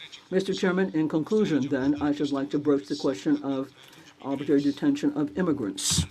In Brazil, the immigration law approved in 2017 says not to criminalize immigration. According to the law, immigrants who are irregular in Brazil are not subject to detention because of their document irregularities. Thank you very much. Thank you very much, Brazil. Bolivia has the floor. Thank you very much, Mr. Chairman. We truly appreciate the distinguished panelists for their presentations, and we also appreciate the delegation of Canada for their continued leadership by promoting the Declaration Against the Use of Arbitrary Detention in State-to-State Relations. We also fully agree that arbitrary detention of foreign citizens with a view to obliging them to act or have influence on a foreign government is totally contrary to international law, and it undermines international relations and has a negative effect on citizens that work, travel, and live abroad. From the Bolivian standpoint, it's crucial to respect the principle of non-intervention in the internal affairs of other countries. When a state uses arbitrary detention as a tool for political or diplomatic pressure, it's crossing a red line which undermines mutual trust and jeopardizes regional stability and global stability as well. We cannot accept that freedom of a person is converted into currency as if we were talking about some kind of political chessboard. Historically, we have defended self-determination of all people and unbridled respect of human rights, and here arbitrary detention abroad not only represents a violation of fundamental rights of all people, but also looks at the sovereignty or affronts the sovereignty of a country that this person belongs to. We believe in cooperation and dialogue. We truly believe that conflicts among states should be ironed out through diplomatic channels and international institutions, such as the International Court of Justice and the International Criminal Court, instead of resorting to coercive practices that fly in the face of human dignity. The detention of citizens because of political or as reprisals should be energetically condemned by the international community across the board. For Bolivia, solving this problem is not in confrontation, but rather in building bridges. We encourage all states to abide by international conventions of human rights and to guarantee that their legal systems are fair and transparent. Juridical transparency are essential pillars for peace and stability. Mr. Chairman, we should never forget that the human person is the most important for life, and that is the raison d'etre of the state, the legal and political state that is organized as such. There are constitutional guarantees for human rights, such as due process, the right to defense, the right to law, and the presumption of innocence. These are the things that should always prevail, just like international law and human rights. Much more to question for foreign citizens in circumstances that might imply the illegal use of force and being targeted because of their nationality. And over and above that, we condemn the use of arbitrary detention in all circumstances, and specifically in this case. The world we hope to build is where the law and justice prevail over brute force. Bolivia, from its own humble, firm position, is committed to continue being a voice that respects sovereignty of all states and the dignity of each human being. Thank you very much, Mr. Chairman.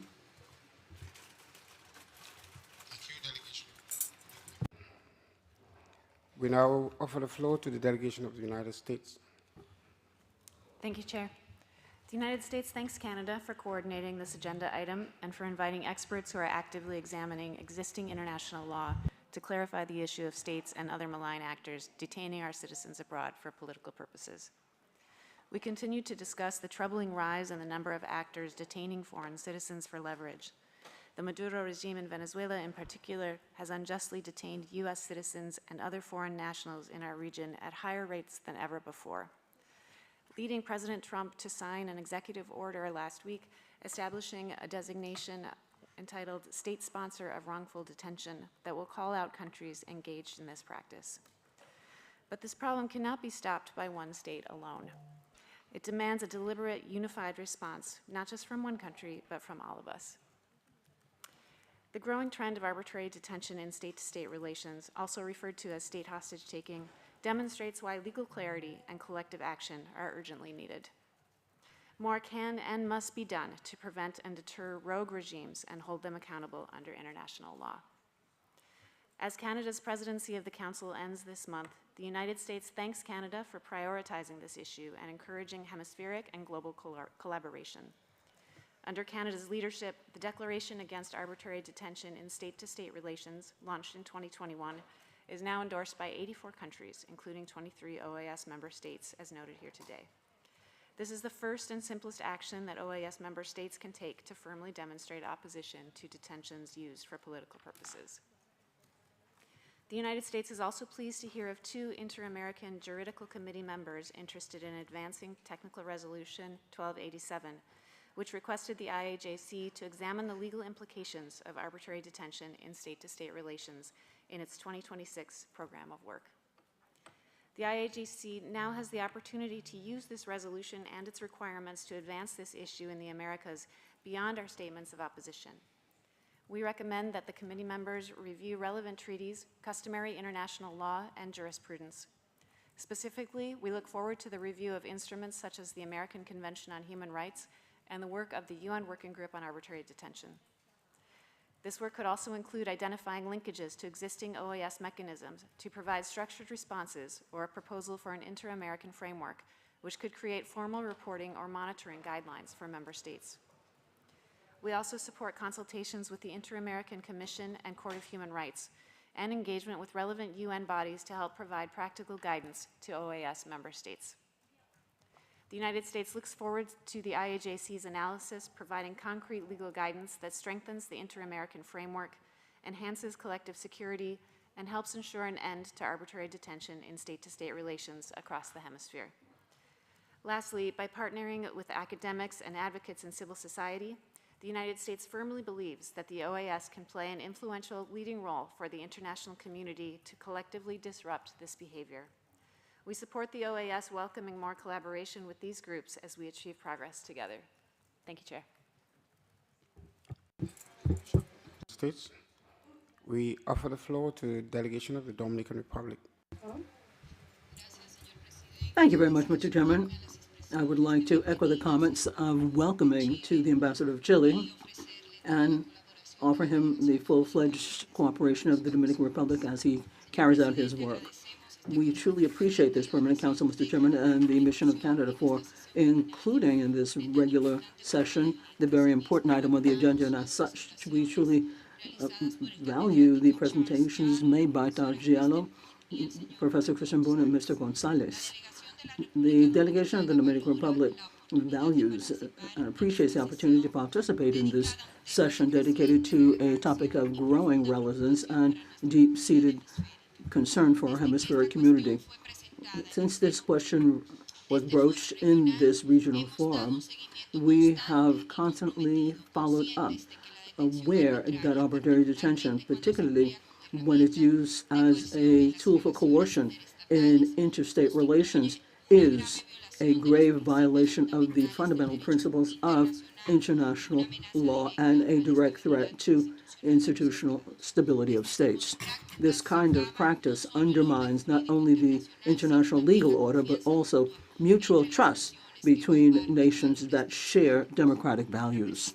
The constant democratic institutional crisis that some countries of the region are going through have shown how arbitrary detention can become an instrument and be used as an instrument of silencing dissenting voices. Given this reality, the Dominican Republic reiterates its strong rejection of any form of denial of freedom which does not strictly abide by due process and the fundamental guarantees. In times in which the democratic pillars, freedom of expression and respect for human rights, should be strengthened and preserved with greater conviction, it is unacceptable to have these practices that fly in the face of human dignity and principles that are the bedrock of peaceful coexistence in our hemisphere.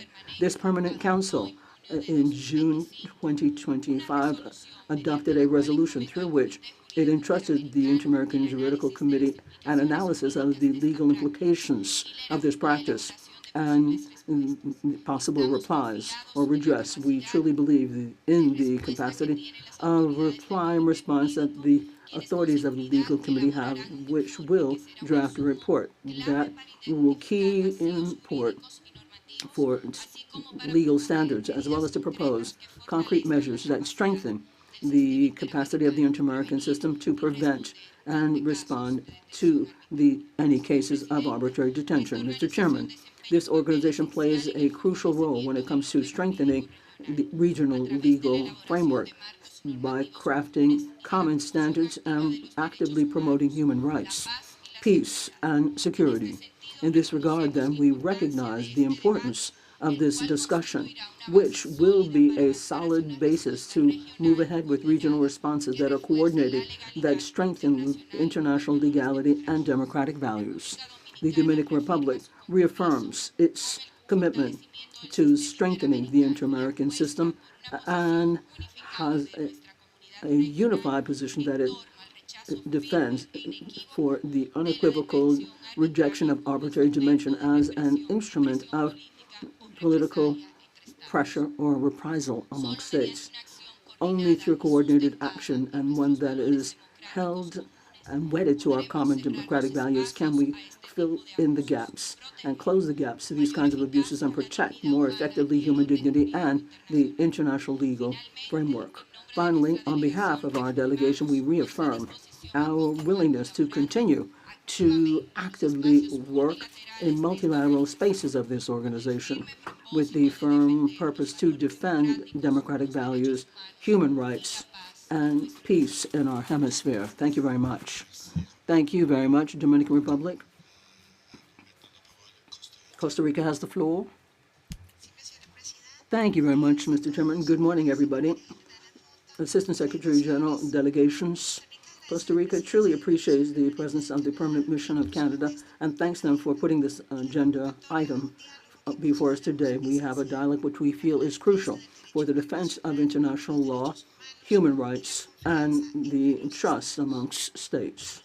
We truly appreciate and embrace the panelists for their very valuable contributions. Particularly, we wanted to also recognize the input that we got from the International Independent Panel on arbitrary detention in state-to-state relations, the conclusions of which feed into the regional analysis here at the OAS and the work of this council that has also asked us to refer to the Inter-American Juridical Committee on this issue.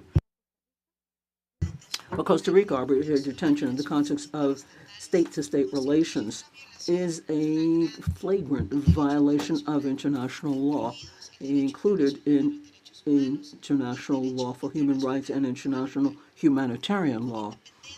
With the independence or irrespective of where it happens, we reiterate that nobody should be denied of their freedom for exercising fundamental rights while or because of their ethnicity or any other feature. These practices are inadmissible and represent not only an attempt against human dignity, but also a factor that erodes mutual trust among states. As an unarmed, peaceful nation that has made international law its first line of defense, Costa Rica reaffirms its responsibility, supreme responsibility of all states to protect their inhabitants in the face of all forms of arbitrary detention or to use people as instruments of political pressure. We raise our voice in solidarity with the victims, the survivors, and their families, recognizing the deep-seated human impact and social impact that this kind of practice, which is reproachable. As such, then, we truly value the Permanent Council that has asked the Juridical Council to examine the legal implications of this practice, which will allow us to strengthen very clearly the regional standards and to provide useful tools for work state to do when they deal with this scourge. We also underscore the contributions and the global initiatives included in the Declaration Against Arbitrary Detention and Relations Among States, supported by more than 80 countries, 23 of which are members of this organization, that confirm the relevance of collective, firm, and vital action in the principles of mutual respect.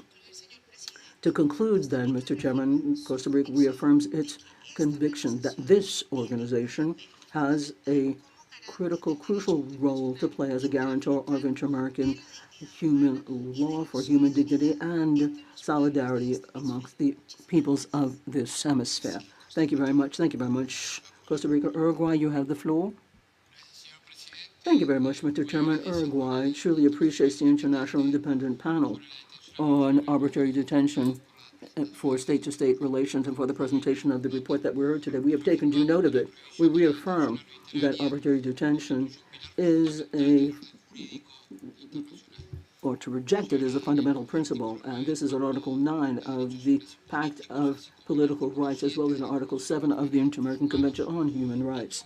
These are instruments which obviously oblige states and reflect the values that we share on this issue. Of course, this is alongside the comprehensive jurisprudence of the Inter-American Court of Human Rights when it comes to arbitrary detention.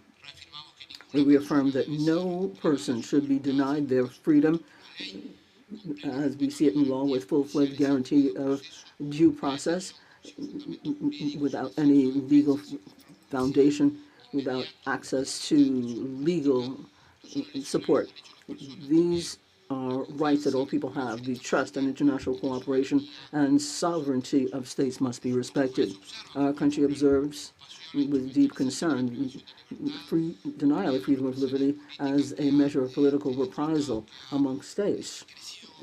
This kind of instrument has grown in the last few times, as we have heard from the Inter-American Commission of Human Rights, and we had a recent case in Venezuela of Fabian Bourguignon, a Uruguayan citizen, Uruguayan American who was detained arbitrarily, and of course, we had to step in and invoke the principles, diplomatic principles. Today, when he's free and back here in the United States. Mr. Chairman, we also want to underscore that 50 years of the Condor Plan has a birthday this year, where the states of the Southern Cone, at that time governed by dictatorships, detained thousands and thousands of our compatriots and citizens of Argentina, Chile, Paraguay, and Uruguay as a political weapon, precisely for arbitrary detention, which unfortunately thousands of them were subject to forced detentions. And our country is still legally going after these crimes. And this is part of the history of this continent, which led to treaties in OAS and the Inter-American Court of Human Rights. And that is why we support all of the work that has been entrusted for solutions. This was mentioned by the Inter-American Committee, and we would like to hope that they have a comprehensive view of the instruments that have already been mentioned, both within the framework of the Inter-American arena, as well as the work of the United States and the Committee Against Arbitrary Detention. Uruguay reaffirms that any form of arbitrary detention, of course, is reprehensible, and we would like to ask the legal committee to have a view to get into this, looking at the memory, looking at it from the standpoint of reparations and the fight against impunity for these kinds of crimes. Thank you very much. Thank you very much, Uruguay. France, you have the floor. Thank you very much, Mr. Chairman. Assistant Secretary General, Permanent Representative, my dear colleagues, France would like to congratulate putting this item on the agenda of the Permanent Council for discussion, which has to do with arbitrary detention when it comes to state-to-state relations, and we truly appreciate the panelists for the quality of their comments. By and large, generally speaking, arbitrary detentions fly in the face of international law and the rule of law. It violates law, it violates freedom and everybody's security. It risks running into other areas such as poor treatment and the defense of human rights. Journalists and militants in civil society run risk of being arbitrarily detained. We express our solidarity with the victims of this approach. Arbitrary detentions are used by certain states as an instrument of political pressure in state-to-state relations. This deliberate policy taking in hostages violates law and flies in the face of cooperation among states and the development thereof. We express our solidarity with the states where their citizens are arbitrarily detained, and we make a clarion call to decry this practice and immediately renounce it, taking on the responsibility of our international commitment. We are fully engaged in the fight against arbitrary detention and support foreigners. We have signed the Declaration Against Arbitrary Detention in State-to-State Relations adopted in Ottawa on the 15th of February 2021. We support the work of the Working Group of the United Nations on Arbitrary Detention. This working group supported since 1991, where France wants to renew the mandate. And this was done in Geneva when we went and looked at the Council of Men looking at human detention, including foreign people. We have had communiques for the governments involved. We look at the universalization of the International Convention for the protection of all people against forced disappearances. And this is supported by many states, and we applaud all or ask all those states who have not ratified to do so. We will continue to follow with great interest all of the work by the Legal Committee on this topic. Thank you very much. Thank you very much, France. Alors, nous remercions les délégués. We truly thank the delegation for their comments and the panelists for their particularly interesting interventions. The chair suggests that the Permanent Council take note of the panelists' presentations as well as the comments made by delegations. These components and information will serve as a basis for the work of the Inter-American Juridical Committee on this subject. They are part of the mandate given to it by the Permanent Council in Resolution 1287, which requested the committee to examine the legal implications of arbitrary detention in relations between states. In the absence of any objections, it is so decided. The next item, item 4 on our agenda, is the presentation of reports on the performance of the budgets of the regular fund and the indirect cost recovery fund of the Inter-American Commission on Human Rights for year 2024 and the first half of 2025. These documents have been circulated as document CP/INF 10675/25. In addition, we will receive an oral presentation on the implementation of the Commission's strategic plan for 2023 to 2027, covering the first half of 2025.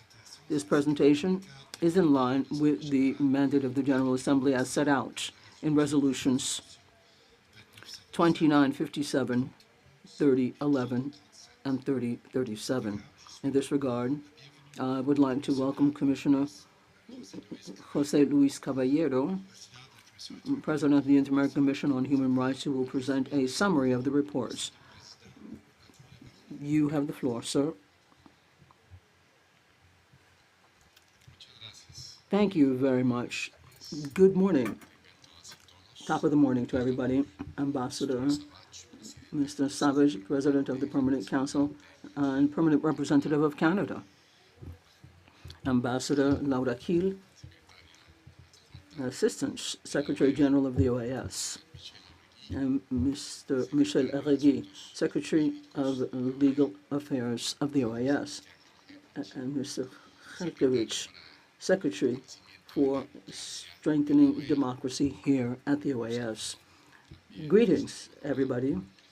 I'd like to also warmly greet all of the representatives, the permanent representatives of delegations of all member states and permanent observer states as well. I should also like to echo the congratulations and the welcome of Ambassador Thomas Pascual.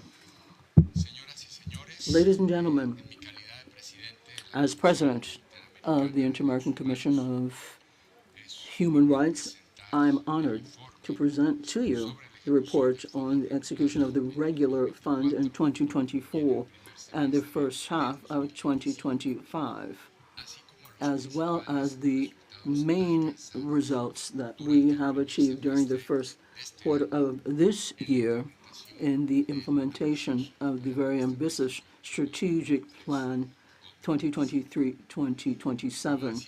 I'm going to tell you that the Inter-American Commission fully executed the resources of the regular fund allocated last year and expects to achieve the same execution in 2025 this year.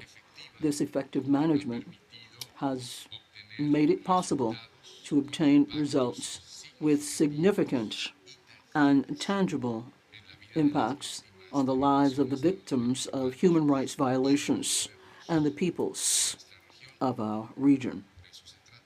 And that's what we're talking about. On the other hand, at the beginning of 2025, as we all know, we face a complex scenario with the temporary suspension of some specific funds. However, thanks to the institutional resilience and the commitment of our team, we managed to maintain the continuity of essential services and protect the progress achieved. This effort reflects the IACHR's ability to adapt to adverse circumstances, always prioritizing the defense of human rights. In the implementation of the strategic plan this quarter, the Commission expanded access to the inter-American system, which is a very sensitive issue among states, with the registration of more than 360 new petitions and 267 notifications of initiation for processing, as well as other significant, very important issues.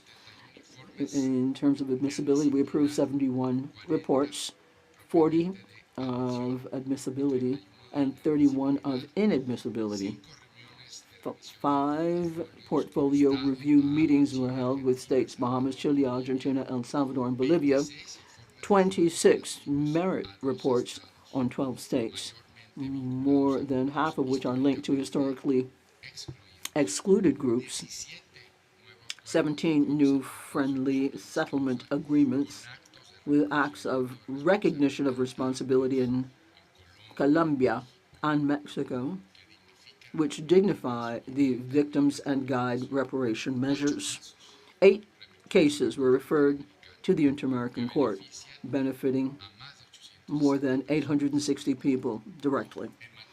In terms of precautionary measures, we evaluated more than 800 requests and granted 29, prioritizing serious and imminent situations. We highlighted the follow-up visits to Colombia and Guatemala, which strengthened the protection of at-risk communities. The Commission responded in a timely manner to critical situations in Cuba. Critical situations, I repeat, in Cuba, El Salvador, Haiti, Nicaragua, Peru, and Venezuela. In Haiti, we condemned the escalation of violence and forced displacement. In Nicaragua, we held public hearings on patterns of repression and legal reforms with serious human rights impacts. In Venezuela, through MESEVI, we maintained intensive post-electoral monitoring and presented a report to the UN Human Rights Council.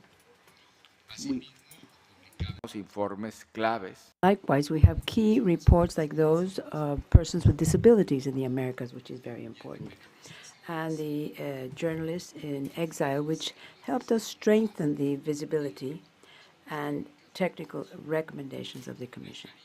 In the Caribbean, we strengthened the technical cooperation, and we celebrated the ratification by St. Kitts and Nevis of Inter-American Conventions of the persons with disabilities and older adults.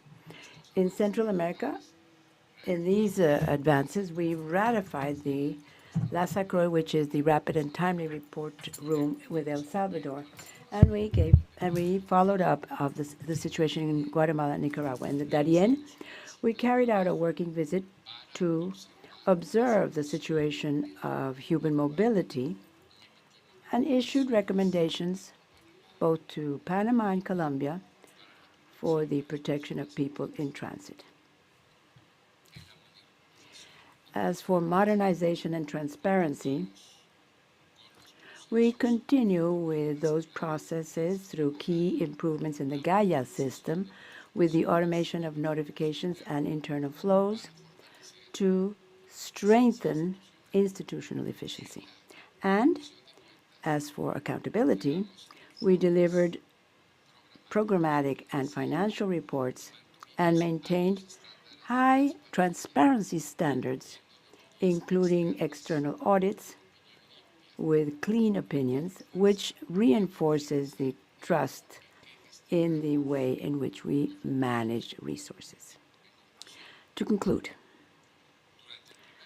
during the first half of 2025, the Commission showed resilience in the face of financial challenges, maintaining and expanding its impact on victim protection, crisis monitoring, and institutional modernization.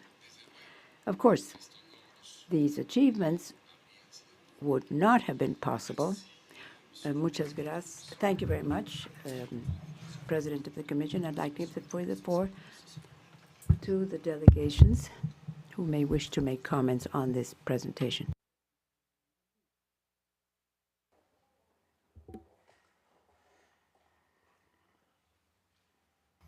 S'il n'y a pas de demande pour la parole. If no one asks for the floor,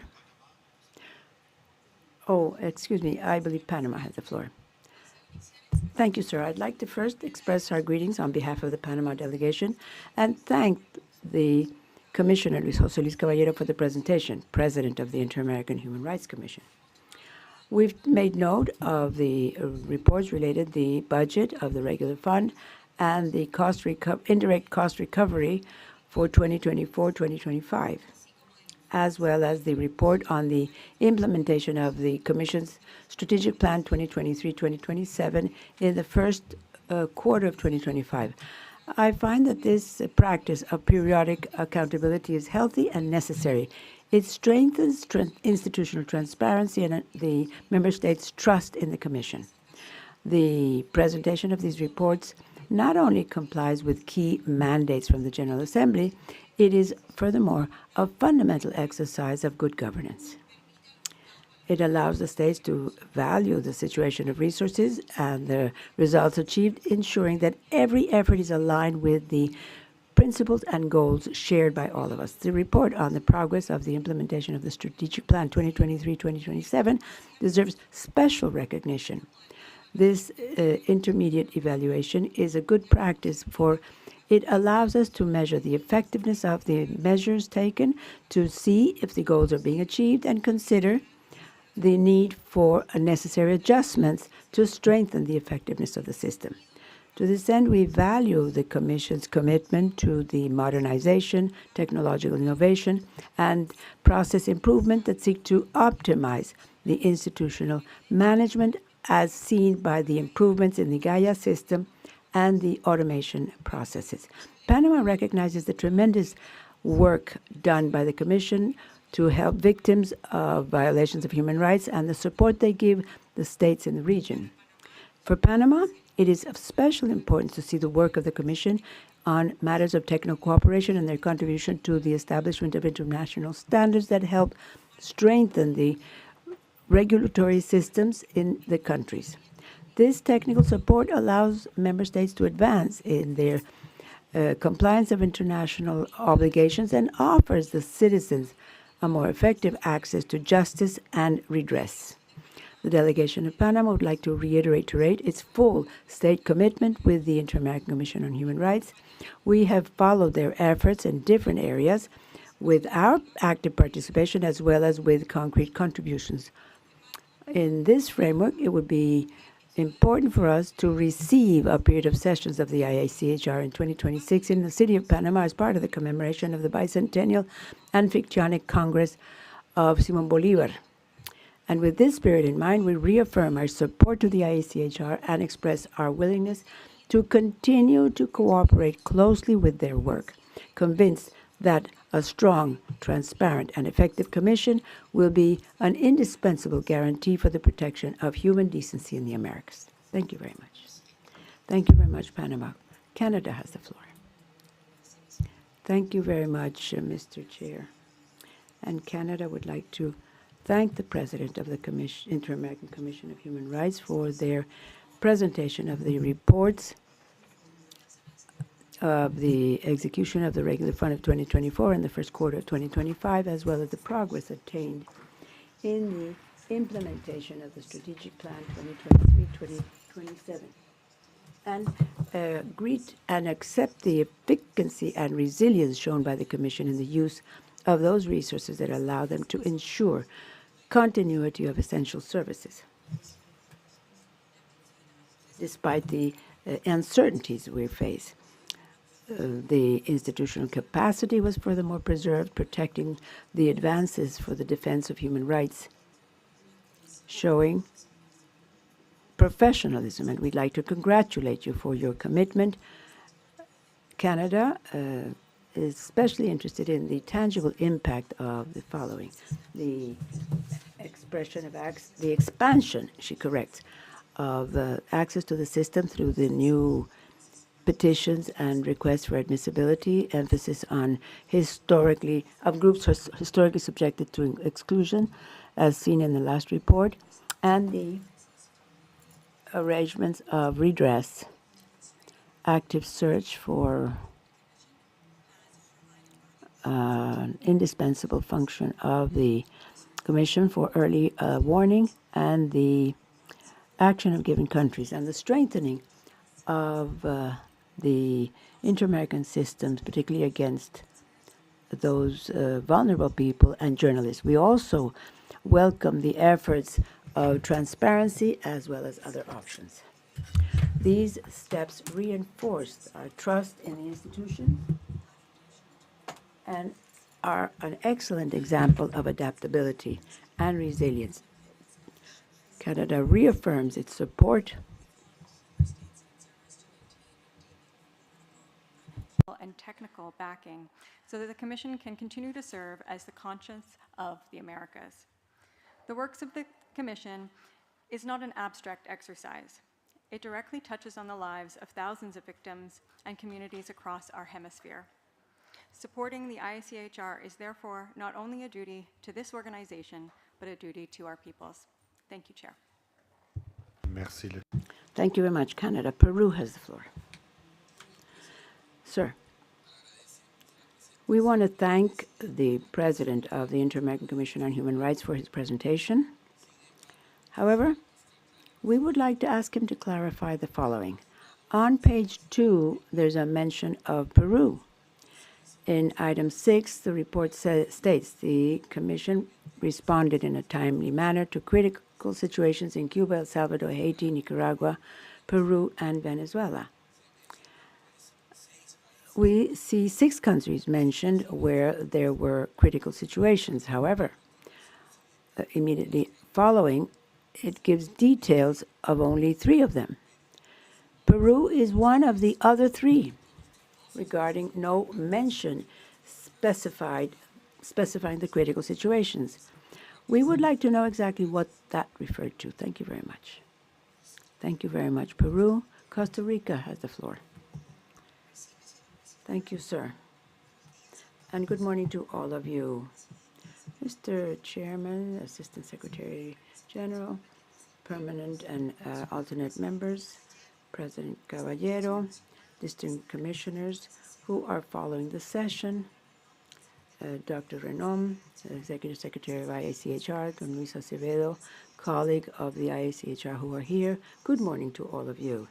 My delegation appreciates the detailed presentation of your reports on the execution of the budget of the regular fund and the resources from the recovery of indirect costs. This practice reflects a constant commitment to transparency and accountability, elements that are essential to strengthening the confidence of member states in the organs of the inter-American human rights system. We also appreciate the planned presentation on the implementation of the 2023-2027 strategic plan, considering that this is an exercise that helps link the results achieved with the resources that we as states make available to the Commission, and reaffirms the importance of strategic planning as an institutional management tool. In this regard, we also welcome the fact that this planning is aligned with the organizational institutional strategic plan, PAY, as this allows the efforts of the ICHR to be coherently integrated into hemispheric priorities and ensures greater coordination with other organs and agencies of the Inter-American system. My delegation would like to take advantage of this opportunity to refer to the context of the recent cancellation of some projects at the IACHR, as this financial situation has demonstrated the need for certain operational and structural expenses of the IACHR not to be dependent on the existence of specific funds, as in the case of the special rapporteurships. As we know, the two special rapporteurships of the IACHR, the Special Rapporteur for Freedom of Expression, RELE, and the Special Rapporteur for Social, Cultural, and Environmental Rights, REDESCA, depend almost exclusively on voluntary contributions and external cooperation. This creates gaps that not only compromise the continuity of highly specialized technical teams, but also the timely response to situations of risk for the communities they serve under their respective mandates. For this very reason, Costa Rica believes that the salaries of the special rapporteurs should be covered by the regular funds, so as to ensure their basic stability and protect the essential function they perform in the Inter-American system for the protection of human rights. In Costa Rica, we firmly believe that the Commission's most sensitive mandates must be secured through predictable and sustainable resources of the organization. This would send a clear signal of institutional support for functions that are central to the protection of rights in our hemisphere, while ensuring their continuity beyond variations in voluntary contributions. I conclude, Mr. Chairman, by reiterating Costa Rica's recognition of the Commission's efforts and expressing our full willingness to continue working toward responsible, transparent, and sustainable financing that will enable the IACHR fulfill its mandate to protect and promote the human rights of all persons in the Americas. Thank you very much. Thank you, Costa Rica, and I'd now like to give the floor to the plurinational state of Bolivia. Thank you very much, Mr. Chair, and we would like to thank the Commissioner and President of the Inter-American Commission on Human Rights, José Luis Caballero Ochoa, for the presentation of the reports related to the budgetary execution of the IACHR from the regular fund and the indirect cost recovery for 2024 and the first quarter of 2025, as well as the report on the implementation of the 2023-2027 strategic plan and the first semester of the current execution 2025. The presentation of these reports are of vital importance for the transparency and accountability of the Inter-American human rights system. We have carefully reviewed the reports of the implementation of the IACHR's report and recognize the work to maximize resources for the benefit of their mandate. We in Bolivia believe that an efficient mandate is essential to protect and prevent human rights problems in the region, especially within the context of the economic limitations. We especially value, sir, the resilience and the capacity of the Inter-American Commission on Human Rights, maintaining all the protection systems viable despite the adversities and unexpected cuts of the budget that have arisen this first quarter of the 2025 execution period. We've also reviewed the report on the implementation of the 2023-2027 strategic plan and value this instrument as an essential roadmap for the strengthening of the IACHR. For Bolivia, it's of utmost importance for the Commission to continue achieving its objectives, particularly those related to technical cooperation and assistance to states to achieve the international commitment. Bolivia has been a country that has benefited from all these assistance programs recently, and we value this. Bolivia reiterates its willingness to work hand in hand with the Inter-American Commission on Human Rights and the other member states to strengthen a system which undoubtedly is vital for the protection of human rights in our hemisphere. We've seen a series of data that the President has shown us, and each one of those numbers that seem cold here actually represent often the life, the dignity, the decency, and the freedom of people, which is why it's so important for this institution, which is fundamental, to continue to operate. Thank you very much. Thank you, Bolivia. The floor to Chile. Thank you, sir. Chile would like to once again thank the Inter-American Commission on Human Rights for the presentation through its commissioner, Commissioner José Luis Caballero Ochoa, and in the presence of the Executive Secretary, Mrs. Tania Renaud, as well. As for the implementation of the regular fund for 2025 and the implementation of the 2023-2027 strategic plan, we would briefly like to highlight their accountability and transparency shown in the report presented by the President, with special attention to the fact that today's presentation is just a brief sample of a more detailed presentation, which we believe will be found in Chapter 6 of the Annual Report 2025, as often happens with all the annual reports of the IACHR, all publicly accessible. The Inter-American Commission has shown a tremendous capacity of resilience, as the Commissioner Caballero said, in light of the challenges due to the changes that have taken place this year in international cooperation. Not only has it improved the processing of the cases and the petitions, which we know has had an increase in the last few years with the admissibility reports of the Inter-American Commission on Human Rights and petitions, but also, and more importantly, the friendly solutions reached this year and a series of other statistics that were presented by the President today, Commissioner Caballero. And also the timely approach of important situations of human rights in the region, showing that the resources executed by the Commission lead to concrete effects in the rights of people in the Americas.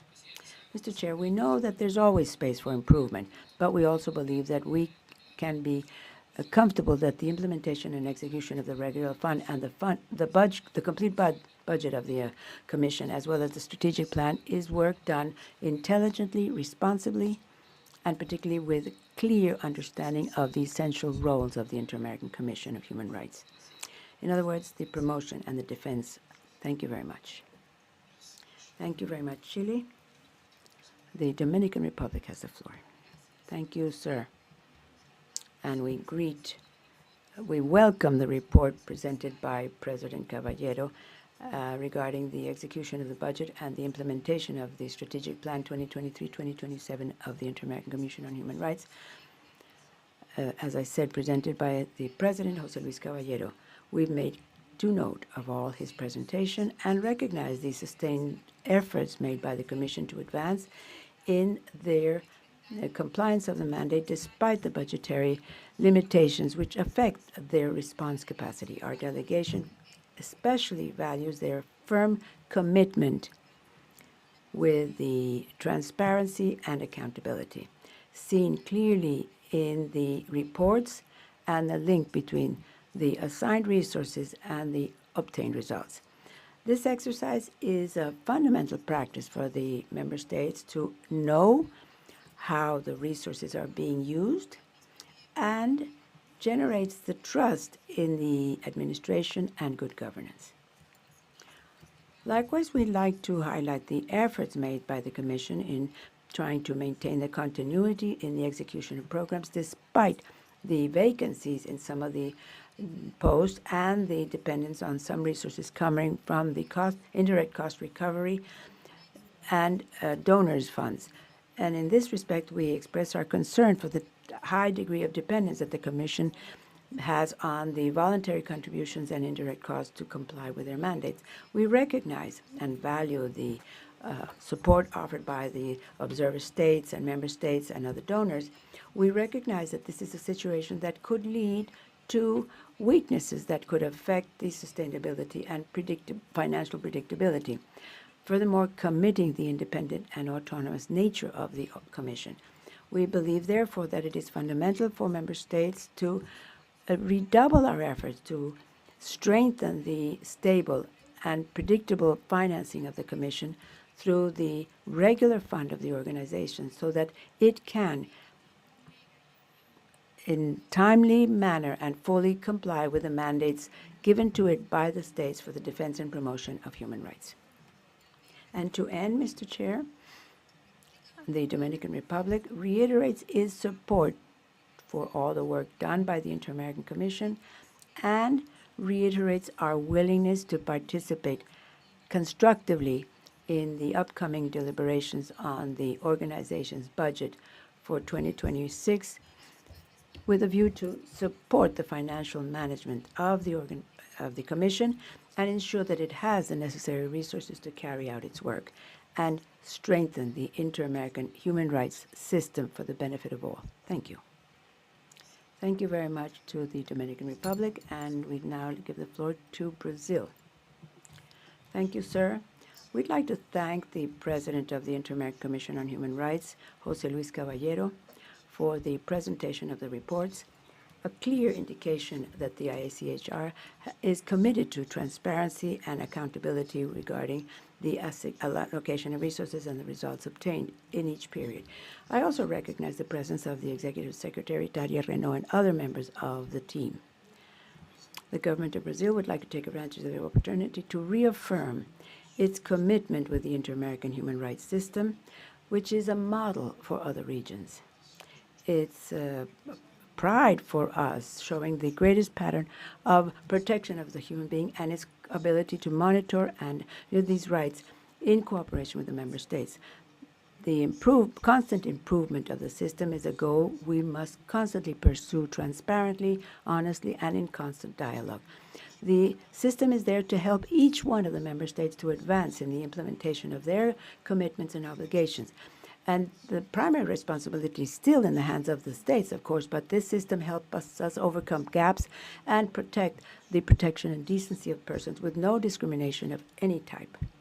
Brazil is fully aware of the fact that there's a tremendous potential that the promotion and protection of human rights is in the international system, the Inter-American System on Human Rights, acting independently, autonomously, transparently, and fairly, contributes successfully for the implementation of all these rights in the region.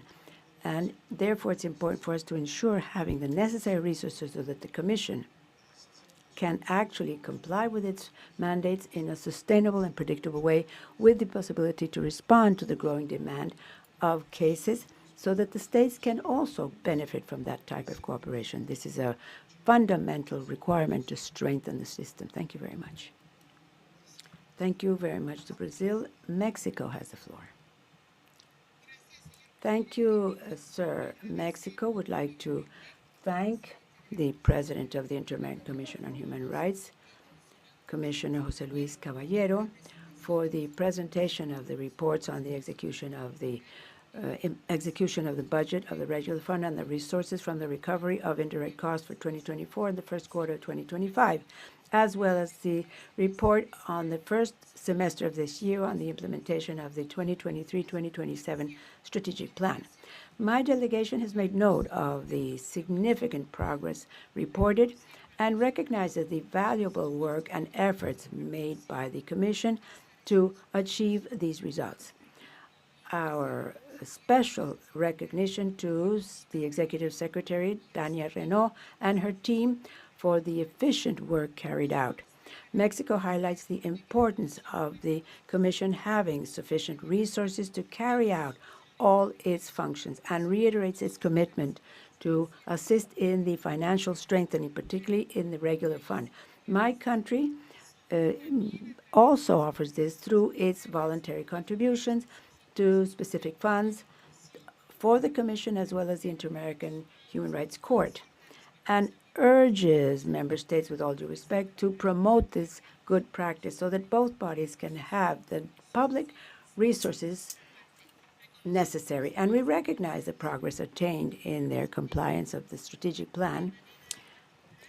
particularly highlighting the reduction of the delays, the procedural delays in friendly solutions, and the prioritizing of urgent cases and the improvement of the transition to the court or the transfer to the court. We also highlight the fact that the Commission has shown great transparency and the impact of, and we make note with satisfaction of how they've improved their productivity and their efforts to promote a more efficient, timely system geared towards results to defend the victims. We give special value to the permanent dialogue of states, member states with the IACHR, recognizing their willingness at all times to continue with this constructive and respectful dialogue with Mexico, strengthening the national capacity in my country and helping us strengthen our respect and promotion of human rights in the country to give special and comprehensive attention to victims.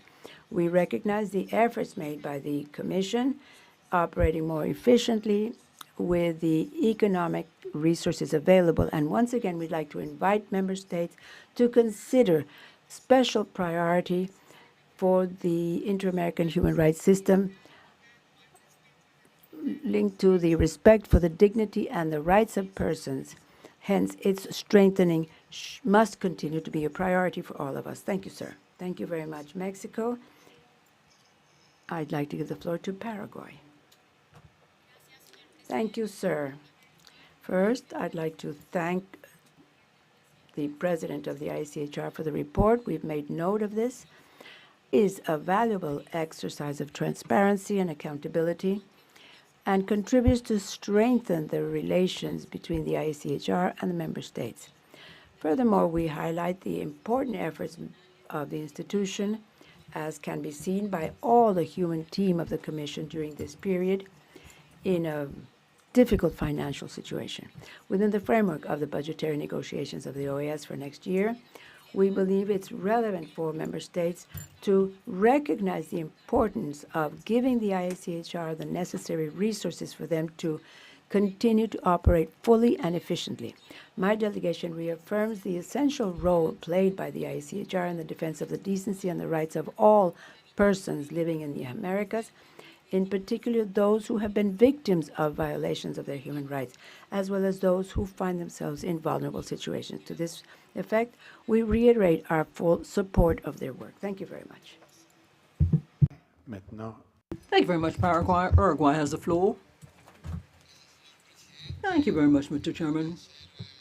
We truly appreciate the President of the American Human Rights Commission, Commissioner Caballero, and the Tanya Renault, Executive Secretary of Uruguay, truly appreciates this exercise and the accountability both in the use of the funds by the Commission, by the OAS, by the ICHR, and also this accounting or accountability on the effective substantive functions the Inter-American Commission of Human Rights has when it comes to follow-up of the human rights situation in the region.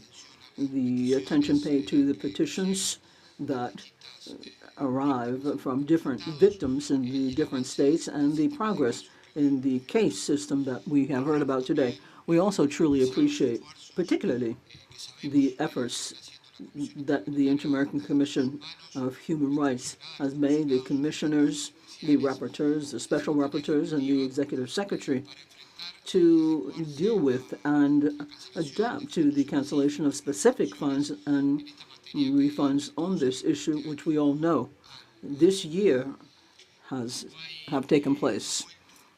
Uruguay right now has become more active in human rights, and a few weeks ago we received, after I don't know how many years of backlog, the Vice President of the Inter-American Commission and Commissioner Andrea Ponchak in the ministry in Montevideo, and thus we had an opportunity to review the situation, the details of which we heard here on the financial situation of the Inter-American Commission on Human Rights.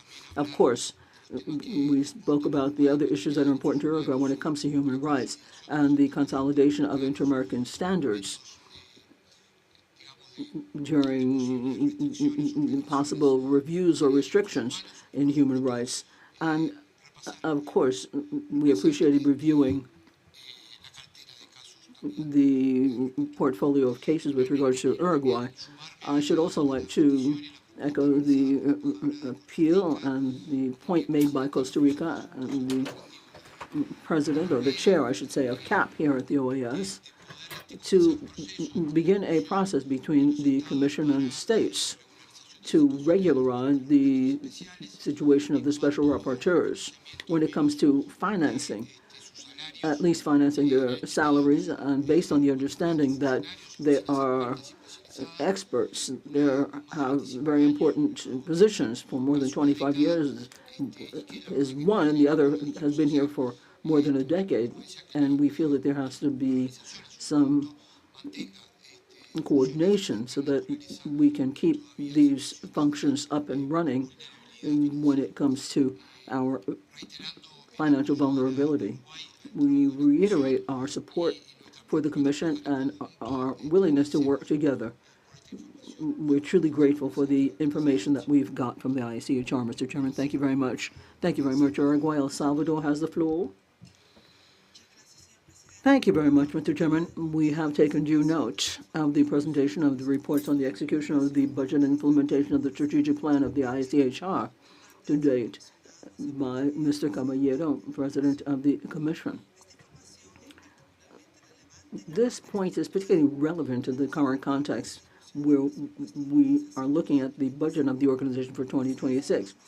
And that makes it more necessary than ever, the efficient use of available resources, good financial management, and other permanent mechanisms to make the use of the funds that come from the regular fund transparent, as well as the specific funds and the impact that they have.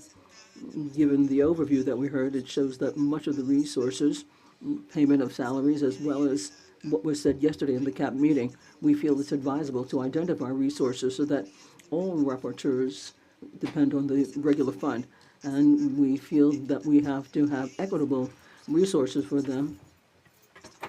This would contribute to strengthening transparency, independence of functions without any distinction whatsoever.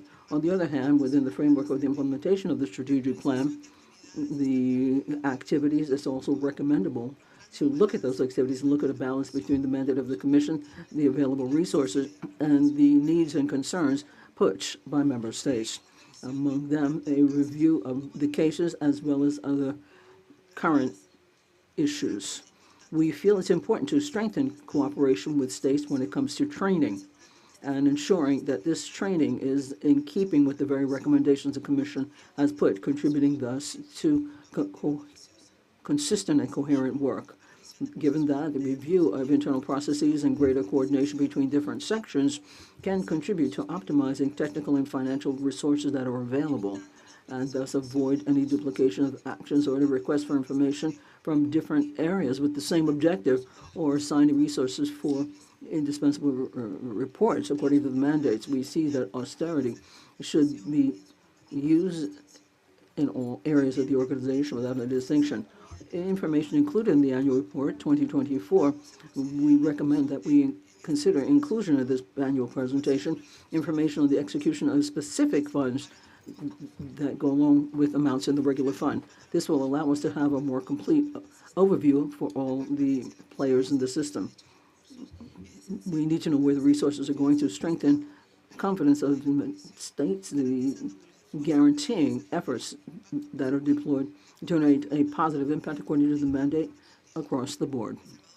El Salvador has an exchange of information with the Commission, and we reiterate our commitment to the organs in the system and their availability to continue working together towards common goals for protecting human rights. Thank you very much.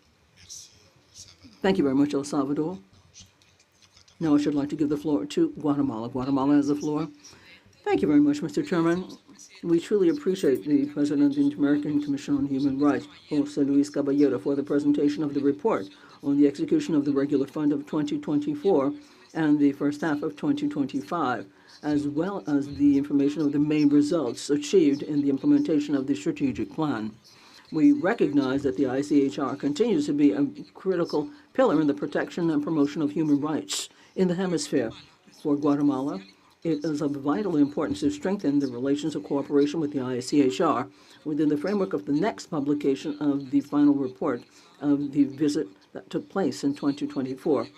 It's also relevant to look at the work that was carried out, as well as the possible mechanisms for training and follow-up on the recommendations offered by the Commission. Guatemala considers that all of the comments by the ICHR have contributed to strengthening democracy in our country and in the region. We truly value the words of President Caballero when he referred to the role of the Commission as a true inter-American conscience that offers cooperation, technical cooperation, to consolidate systems of security and justice with full-fledged respect for human rights. We hope to keep cooperation and communication open with the Commission so that we can strengthen Guatemala's support and for protection of human rights. Thank you very much. Thank you very much, Guatemala. If there are no further comments, I would like to once again invite the President of the Inter-American Commission on Human Rights for final considerations. Thank you. You have the floor, sir. Thank you very much, Mr. Chairman. I'm going to use my few minutes to round off the previous comments very quickly. Also, to have a bit of an exchange for some of the points that you've raised. I'd first like to thank all of your reactions and some of the considerations that you, ladies and gentlemen, ambassadors, have had. Now, very quickly, let me just say two things. The first is that these achievements of the Commission would not have been possible without the support of member states of the organization and observer states in international cooperation and the commitment of the entire technical team of the Inter-American Commission and Tanya Vernon, the Executive Secretary, to whom I should like to personally thank. The Commission furthermore reaffirms its role in this report, in these achievements, and with the data as the Inter-American conscience, and offers efforts, standards, and technical cooperation so that security and justice are strengthened with full-fledged respect for human rights. Two more points that were pointed out by Mr. Argon from Peru. Ambassador spoke on critical situations that El Salvador commented on. We had a hearing on judicial independence, and we reactivated those aspects. In the first half of the year, we had a press communique where the Commission said that it was concerned, given the measures that restrict the defense of human rights in civic spaces. This is something that has to be developed for each and every one of the countries. And now with regards to Peru, the Commission and the rapporteurs, the special rapporteurs, have had 6 press communiques. Here I underscore the appeal made by the Commission to abstain from passing laws that give amnesty for grave violations of human rights. And of course, this is in keeping with the resolutions that the court has recently had.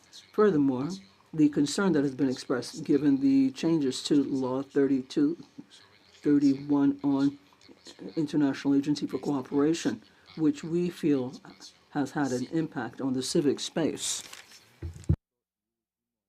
The second point, and my last one, is to recognize and to embrace what was commented on by Ambassador Alejandra Solana, but was echoed by Ambassador Lanza, to try to press ahead with financial solvency of the special rapporteurs. This is really very important, and they could be financed by the regular fund. We commit to having a legal review, and so that this is in keeping with the mandate, and to complement this initiative, which we feel is very relevant. Thank you very much. Thank you very much, Mr. Chairman. Thank you very much, Mr. President Ochoa. The presidency or the chair proposes that the Permanent Council take note of the reports on the implementation of the budgets of the regular fund and the indirect cost recovery fund of the ICHR for the year 2024 and for the first half of 2025. The chair also proposes to take note of the oral presentation on the implementation of the Commission Strategic Plan 2023 to 2027, covering the first half of 2025, as well as the comments made by delegations. In the absence of any other objections or comments, it is so decided.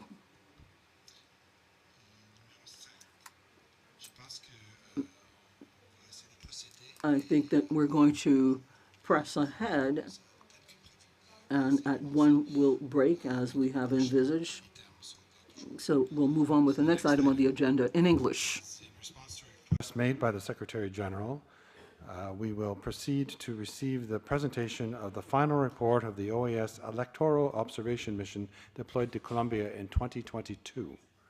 The report covers the legislative elections of March 13th, the presidential elections, both the first and second rounds held on May 19th and June 20th, 2022, respectively. The chief of the mission, Ambassador Eladio Loizaga, will present a summary of the report, which was distributed as document CP/doc 6148/25. Ambassador Loizaga, I understand you're with us virtually. You have the floor. Muchas gracias. Thank you very much. Ambassador the Honorable Stuart Savage, Chair of the Permanent Council, Secretary General Albert Ramdoun, Assistant Secretary General Laura Hill, distinguished members of the Permanent Council, and authorities. The Electoral Observation Mission for the legislative and presidential elections in Colombia deployed a total of 195 observers, both men and women, between the 3 processes observed. This allowed the mission to have a comprehensive vision of the processes, the electoral institutionality, and the political context in which the voting was carried out. The mission arrived in the country in stages as of March 4th and followed up on key aspects of the process and the recommendations issued by previous OAS missions in Colombia. During this process, for the very first time, 16 new representatives were elected, corresponding to the special transitional peace constituencies for the House of Representatives.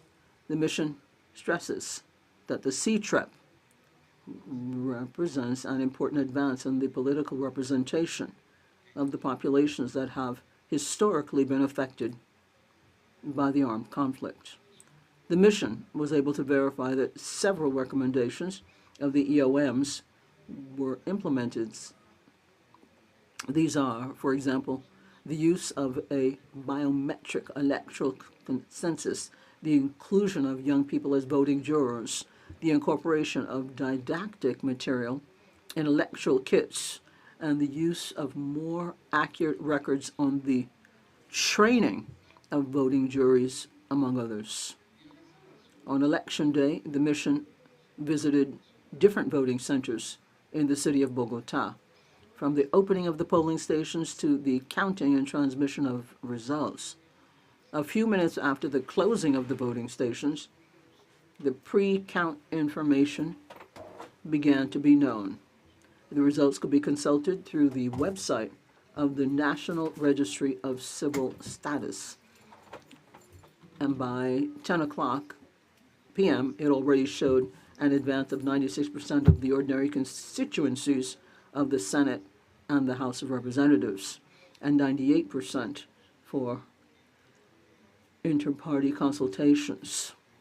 Colombia enjoys one of the fastest preliminary result systems in the region, which generates positive effects for the electoral process and the people. However, the mission noted with concern the concerns arising from the discrepancy between the results of the transmission of the E14 forms during the pre-count process and the results of the final counts, exhibiting irregular behavior in some 28,466 polling stations. Among the explanations, it was mentioned that it was an error in the design of the E14 form that facilitated the omission of voting registration of one of the political forces. The error in the design was identified by the Historical Pact prior to the electoral process.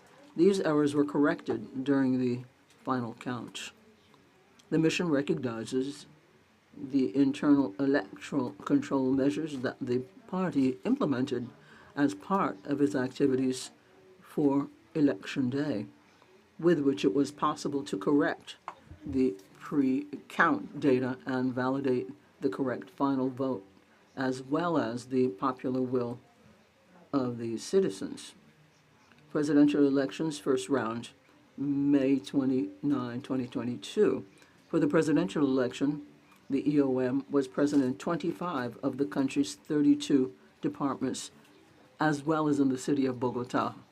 The mission noted that voting took place calmly in most of the national territory. The polling stations closed at 4 p.m. and the counting began. Because none of the candidates exceeded 50% of the valid votes, the second round was set for June 19th, 2022, between the two most voted candidates, Gustavo Petro and Rodolfo Hernandez. Presidential election second round, June 19th, 2022. For the second round of the presidential election, the mission observed that the voting took place calmly in most of the national territory. The observers visited 428 polling stations and 1,244 polling stations.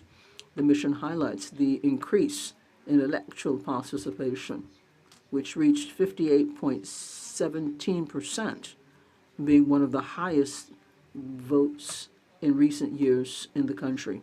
It also highlights the high participation of women, both as voting jurors as well as witnesses in the voting centers visited.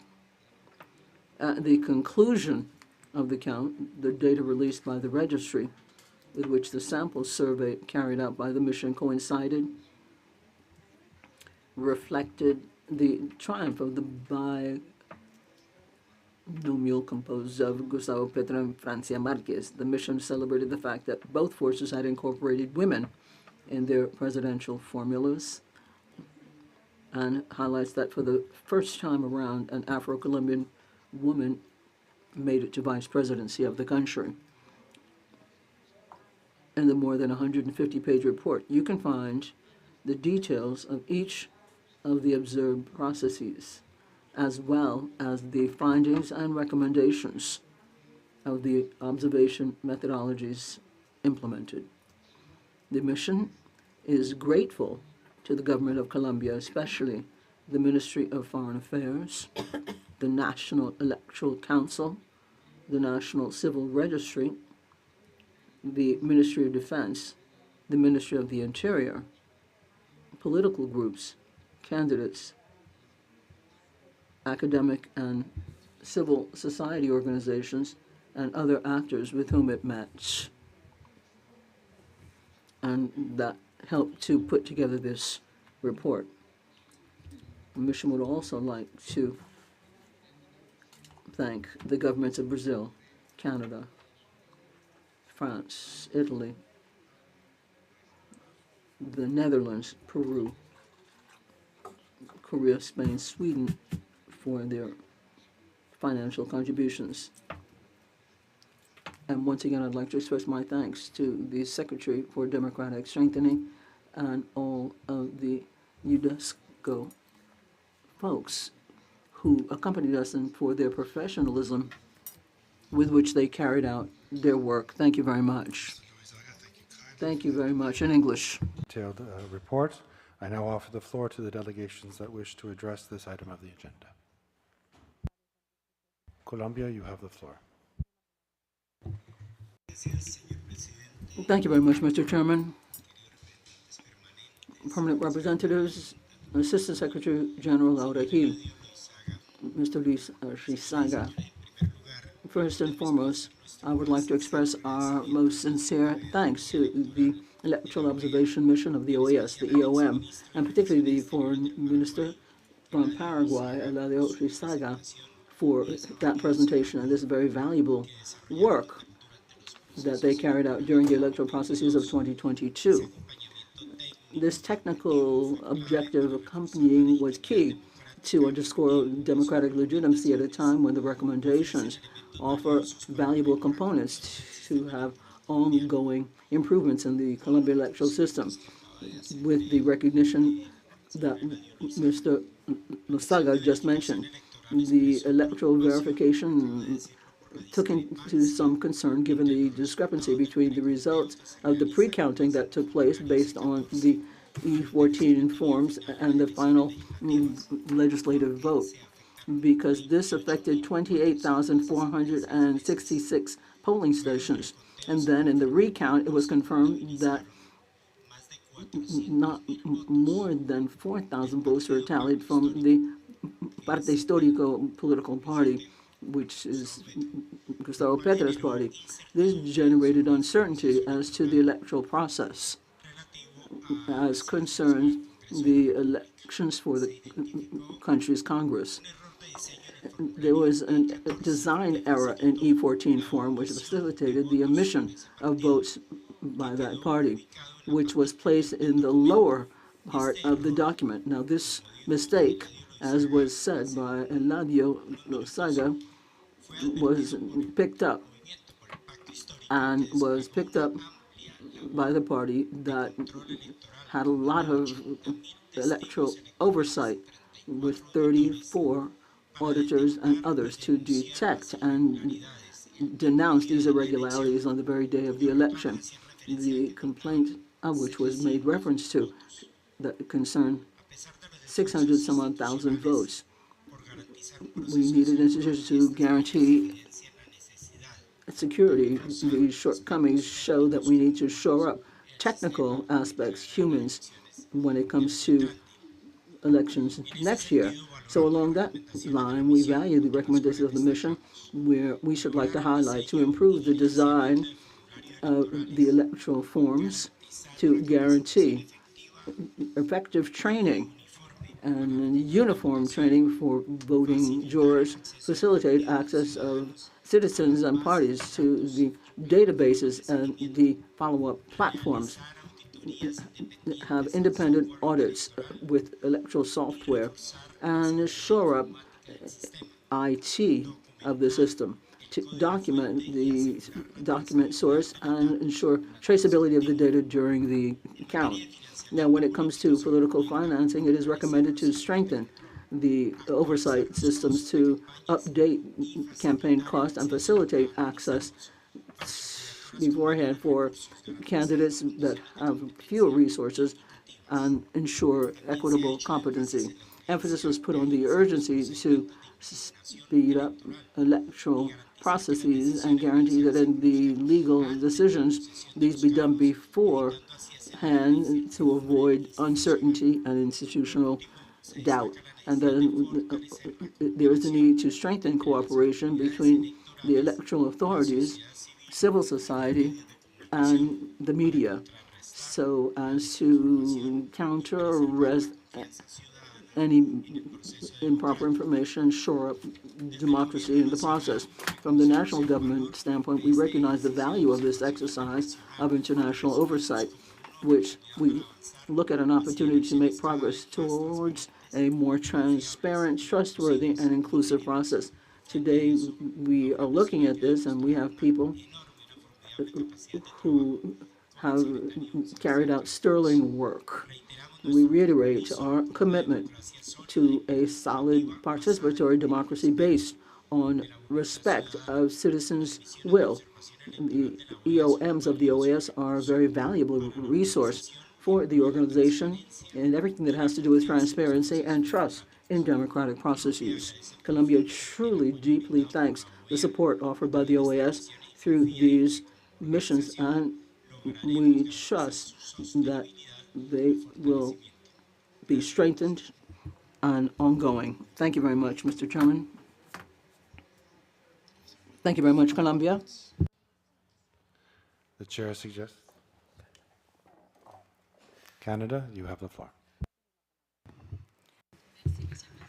Thank you very much, Mr. Chairman. Canada would like to thank the Electoral Observation Mission of the OAS for accompanying overseeing the elections in 2022 in Colombia,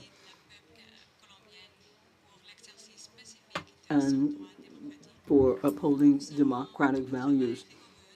We commend the work carried out by Ambassador Nayaga and his team for the comprehensive analysis and the recommendations that very clearly shore up democratic institutions in Colombia.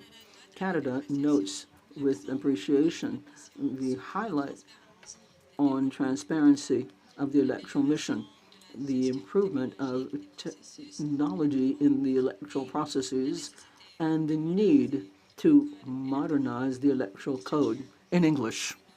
For reforms to strengthen electoral confidence, including ensuring full ownership and control of vote counting software by electoral authority, developing real-time public results platforms, and guaranteeing systematic verification of voter identity. Canada also underscores the importance of advancing gender equality in politics. We commend Colombia's efforts in this regard, as well as recommendations of the mission on parity legislation, dedicated public funding to women's campaigns, and the development of comprehensive legal protections to address political violence targeting women. We further highlight the importance of measures to increase the participation of Indigenous and Afro-descendant communities, notably through the facilitation of ID issuance and equitable access to financing. We encourage Colombia to continue its collaboration with the OAS and other partners in implementing these reforms, and Canada stands ready to support efforts that enhance democratic resilience, inclusiveness, and transparency across the region. Following the tragic passing of Senator and presidential candidate Miguel Uribe, who was shot at a political rally in June, Canada stands with the people of Colombia and again condemns all form of political violence. As Colombia approaches a pivotal electoral period in 2026, we reaffirm our shared commitment to democratic institutions, transparency, judicial independence, and the safety of political actors, their supporters, and civil society. Thank you, Chair. Thank you, Canada. Chile, you have the floor. Mr. Chairman, thank you very much. Distinguished colleagues, Chile thanks Ambassador Eladio Loaizaga and his team for the presentation of the final report of the Electoral Observation Mission in Colombia during the legislative and presidential elections of 2022. We value the rigorousness, professionalism, and breadth with which this was done. Chile celebrates that the people in Colombia have expressed their willingness in peace and with the highest participation ever recorded. We congratulate the state for this impeccable and historical election. We reiterate our commitment to the strengthening of democracy in the region and the support to Colombia in their implementation of the recommendations presented here. And finally, we are happy to state that 5 compatriots participated in that mission for safety, regional coordination, press, and international observation. Their participation reflects Chile's commitment to democracy and the multilateral work of the organization. Thank you very much. Seeing no further requests for the floor, the chair suggests that the Permanent Council take note of the final report of the Electoral Observation Mission deployed in Colombia for the legislative elections and presidential elections, both for the first and second rounds held in 2022. The chair also proposes to thank Ambassador Loaizaga and the members of his team for their work carried out during the mission. If there are no objections, it is so agreed. Item number 6. Next, we proceed to receive the presentation of the 2024 annual report of the Trust for the Americas. The Chief Operating Officer for the Trust of the Americas, Mr. Alexander Figueroa, will now present a summary of the report, which was distributed as document CP/INF 10677/25. Mr. Figueroa, I welcome you. You have the floor.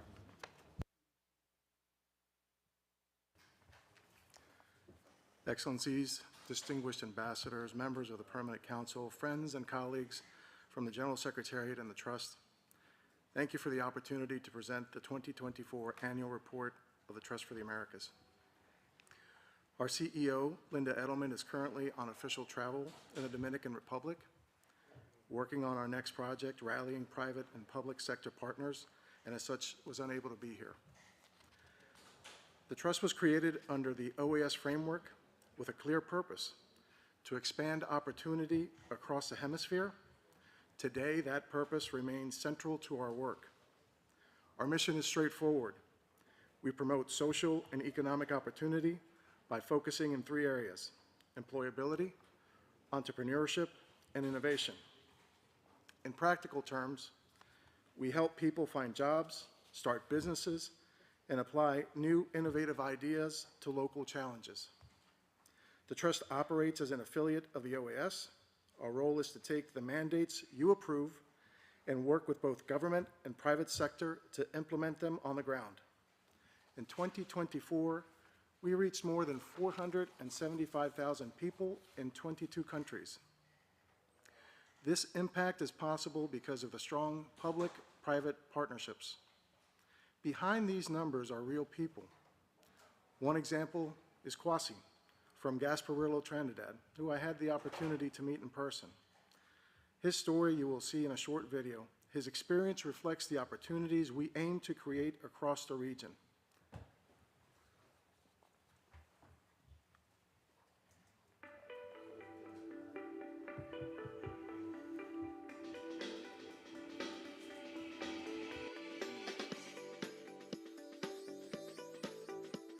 My name is Kwasi Edwards. I'm 29 years old. I'm from Gasparillo, Trinidad. My business is Standard Bytes Limited, and it's a digital transformation agency focused on showcasing the company's ability to combine programming expertise with user-focused design to engineer state-of-the-art digital solutions. And we've developed a product called SAFE, that's S-A-Y-F, and it stands for Safety at Your Fingertips. So the SAFE device is a button that you could add on to your keychains, to your bracelets. With the tap of the button, which is paired to your device, it would send off that emergency alert to your loved ones so that they are aware of your location and the exact time that you send that notification. I came up with this idea because analyzing the trends in the country, there's been an increase in crime. Right, and I wanted to make an impact to help better the livelihood of citizens on a day-to-day basis, to provide something that would give them a little bit of peace of mind. It's just a tool to bring peace of mind to everyone. So SAFE has been in development for about 2 years and eventually came to a standstill. And while scrolling through Facebook one day, I saw on Careers page that there was the DIE pitch tank competition, and having previous experience with the hackathon, I decided that I would give this a try to see if I could revitalize SAFE. This project is something that I'm very passionate about. I'm very intimate with the project, so I was able to just go up and talk about the project and the benefits and how it could change the livelihood of people on a day-to-day basis. That pitching that idea was like second nature to me. So even before the competition, there was a bootcamp that provided vital training in the areas of making a proper pitch and all of the elements that a business should have to succeed, and that was actually one of the vital things that helped me out. After pitching the ideas, I got back feedback from the judges stating that I got through to get seed funding. That funding was very instrumental in carrying on the research and development for SAFE.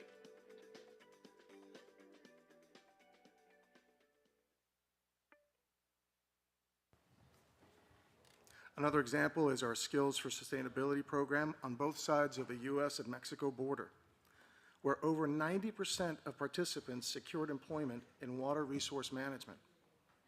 Other initiatives include AI for Inclusion in Mexico and Brazil, where communities are learning to use new technologies for productivity, and the JET project in Jamaica, which has given young people access to entrepreneurship, internships, and were all trained in the opportunities available through freelancing.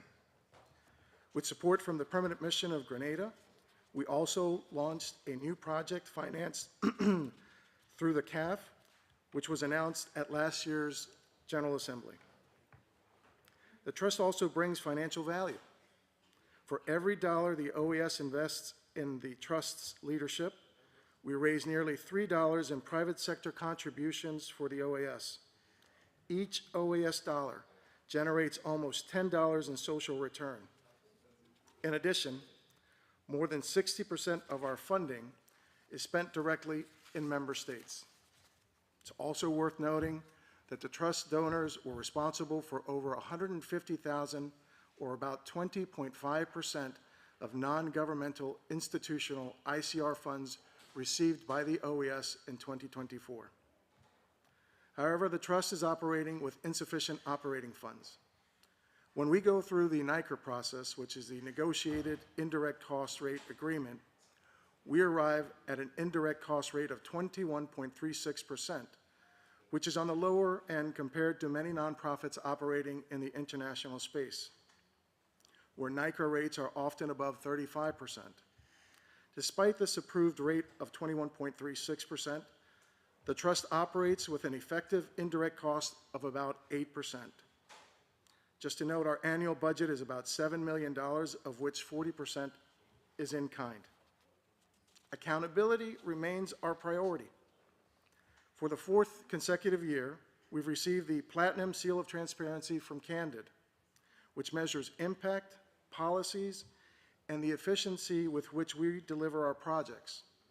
Our treasurer is the OAS Director of Financial Services, which provides both governments and donors confidence in our financial integrity. We're a lean, impactful organization, but our affiliation with the OAS makes us unique and trusted.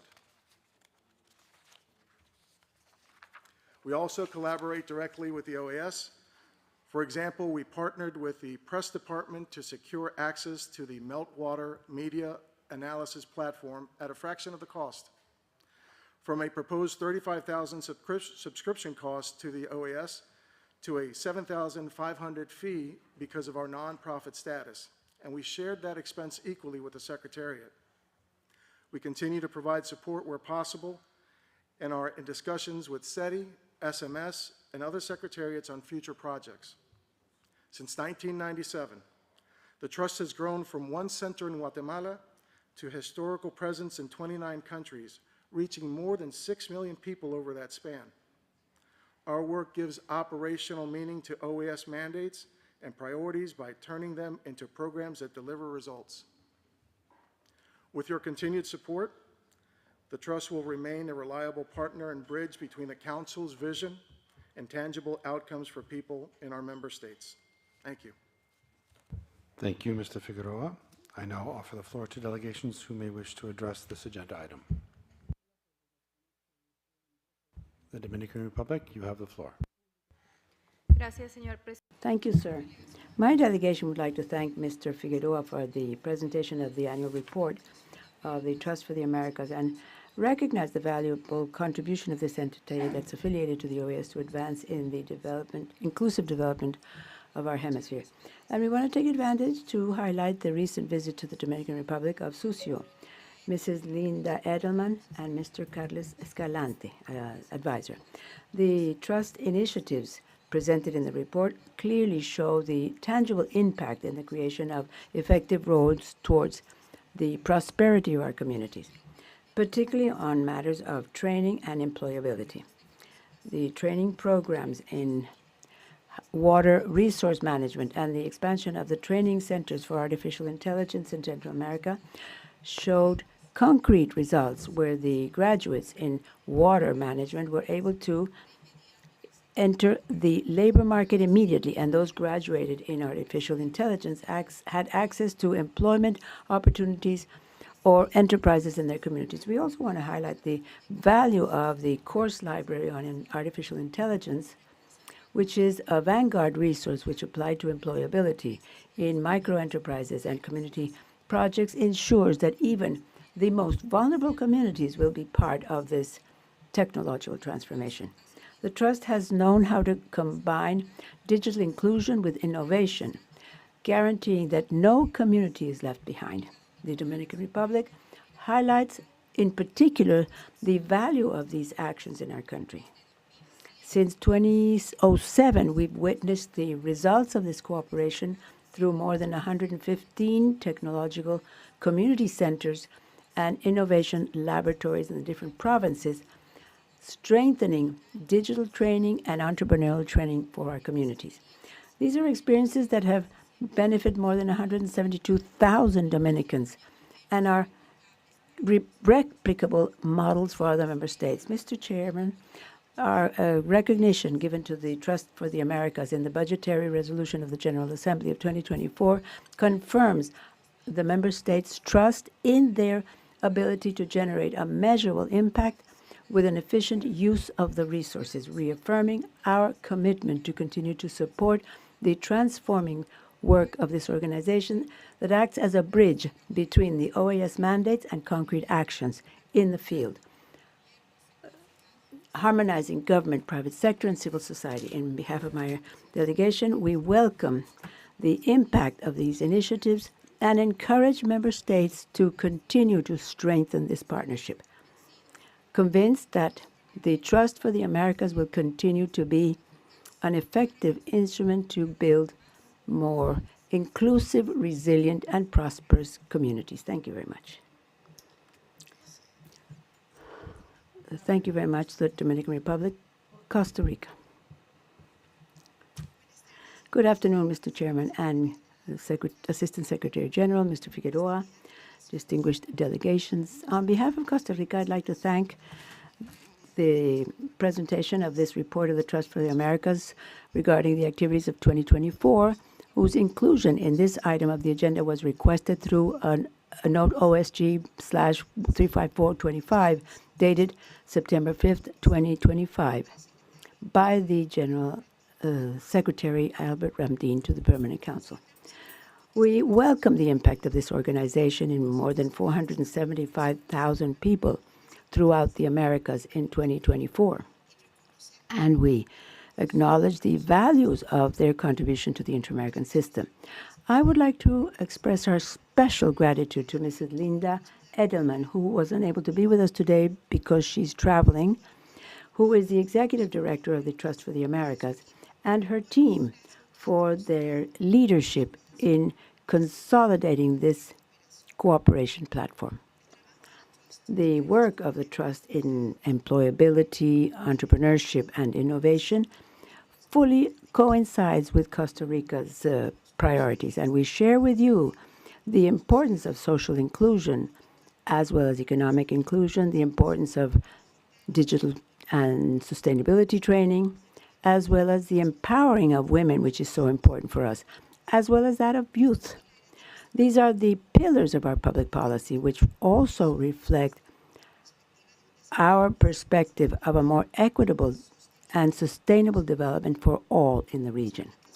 Costa Rica hopes that in the future we may also be included in one of the projects. I've also been told that they're working on that, and we want to thank you for this because we would also like our communities to benefit from the work done by you, strengthening sustainable development in our country as well, so that we can continue to cooperate with our authorities. My delegation would like to take advantage of this opportunity to highlight the importance of our continuing to support the Trust as an implementer of projects of member states. Their ability to establish strategic partnerships in the private sector, because of their very legal nature or juridical nature, depends directly on the Trust and support they receive from us, the member states, as well as the General Secretariat of the OAS. And it is support that sends a clear message regarding the value of investing in projects related to social development, strengthening inclusion, entrepreneurship, and innovation throughout the region. From our point of view, it is fundamental that regional programs, though don't always mention the countries specifically, continue to inspire all member states to strengthen capacity, share experiences, and multiply good practices. Costa Rica would like to reiterate that the spirit of inter-American cooperation is precisely learning from each other and supporting each other so that no community is left behind. And finally, we reiterate our gratitude to the Trust for the Americas for their commitment to inclusion, innovation, and reaffirm Costa Rica's willingness to continue to support any initiative that may strengthen equity, digitalization, and economic empowerment of women in particular, as well as empowerment of youth and the resilience of our societies. Thank you very much. Guatemala, you have the floor. Thank you, Chair. The delegation of Guatemala would like to thank the Trust for the Americas for their report of 2024 by Mr. Figueroa. And we recognize the important achievements as well as the positive impact the organization, member or partner of the OAS, has had in the region, in particular in our country. Special greetings to the Executive Director, Linda Edelman, and Mr. Carlos Escalante for their constant cooperation and contact with Guatemala. Since 2006, the Trust has decisively contributed to the sustainable development of Guatemala, offering digital training, strengthening competencies for employability and entrepreneurship, promoting the inclusion of persons in vulnerable situations like women, youth, and persons with disabilities. And initiatives like the Poeta program, which began in our country, as well as the training centers in Quetzaltenango, Verapaz, and the city of Guatemala, that have offered new economic and educational opportunities for thousands of Guatemalans. The Trust cooperation with the local partners and international entities like Microsoft has helped expand digital innovation in our country. Recent projects that are geared to IA literacy, which position Guatemala as a regional aid actor in the presence of the current trends. And we welcome the fact that soon there will be a new MOU between the Trust and the Municipality of Guatemala, which will expand access to digital opportunities as well as economic opportunities locally. We consider this to be important, that we continue to strengthen the relationship between the member states, the OAS, and strategic partners so that we can link the member states' priorities with the opportunities and capacities offered by the productive sector for labor innovation and sustainable development. And we reiterate our commitment to continue to work closely with this Trust, supporting any initiatives that may help close gaps and create a more prosperous and fairer future for the Americas. Thank you very much. The floor is yours. Merci, Monsieur le Président. Thank you very much, Mr. Chair. Canada would like to thank the Trust for the Americas for their considerable contributions to the development or inclusive development in the region and for their presentation here today. For over 25 years, the Trust for the Americas has taken advantage of technological innovation and entrepreneurship to benefit the most vulnerable, and the results obtained in 2024 clearly show more than 475,000 persons benefited from the initiatives of the Trust, which ended in tangible results such as the creation of employment for youth, the development of competencies in sustainable development at the U.S.-Mexico border, the expansion of the training center on AI in Central America. Stories of transformation. We think, for example, of Diego in Mexico, whose journey from student to engineer was made possible through digital and AI training provided by the Trust.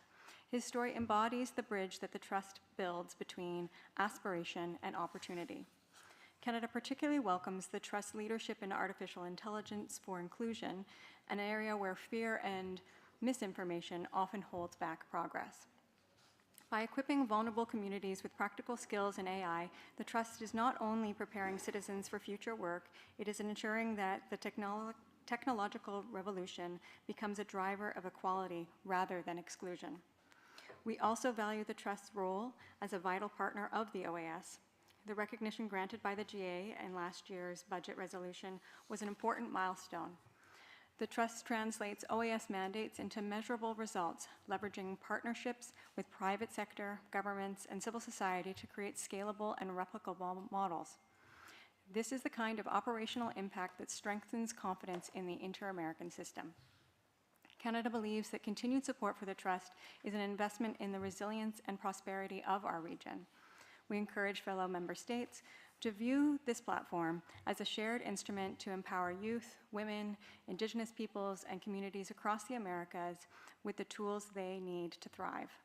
Mr. Chair, Canada reaffirms its strong support for the Trust for the Americas and looks forward to deepening this partnership so that together we can continue turning mandates into opportunities and opportunities into lasting change. Thank you, Chair. Thank you, Canada. United States, you have the floor. Thank you, Chair, and thank you for this presentation on the Trust for the Americas annual report. The Trust work is a clear example of how partnerships with the private sector can advance priorities set by our member states. Its programs show that when we link businesses, governments, and communities, we can deliver measurable progress on employability, entrepreneurship, and innovation. Your focus on artificial intelligence underscores a crucial emerging area that demands strong public-private collaboration. By preparing communities to use these tools productively, the Trust is anticipating the future, ensuring that no community is left behind in a rapidly changing world. Looking to the future, the United States urges member states and partners to scale proven programs by linking them directly to jobs, entrepreneurial ecosystems, and local employers. Leverage the CEO Summit of the Americas to match private investment with OAS priorities, ensuring business-to-business engagement drives tangible economic growth. Foster regional business-to-business networks to connect small and medium enterprises with multinationals and innovators, expanding trade and supply chain integration. Strengthen transparency and accountability so citizens and governments can track the real impact of these partnerships. The United States will continue to work with fellow member states to strengthen the Trust capacity and deepen business-to-business collaboration, not as an end in itself, but as a means to mobilize capital, skills, and innovation in support of democracy, human rights, security, and development. When we invest in people, expand access, and foster collaboration, we generate lasting impact, creating opportunity, strengthening democratic institutions, and demonstrating the OAS's relevance to the daily lives of our citizens. Thank you, Chair. Thank you, United States. Seeing that there are no further comments or requests for the floor, the Chair suggests that the Permanent Council take note of the presentation of the 2024 annual report of the Trust of the Americas. The Chair also proposes to congratulate the Trust for its achievements in 2024 and for its continued contribution to social and economic inclusion across the region. If there are no objections, it is so agreed. I think we can fit in this item number 7 prior to our break. This next item is one of consulting the Permanent Council on whether it agrees to accept the request of the Permanent Mission of Peru to join the working group of the Permanent Council on Haiti. This request was circulated as document CP /INF 10665/25. There being no objection, it is agreed. I believe this might be the opportune moment to suspend our deliberations for a break, and we will reconvene at 2:30 p.m., 14:30 this afternoon, to continue the rest of this agenda, and then immediately followed by the special session on the Inter-American Democratic Charter. Thank you for your collaboration.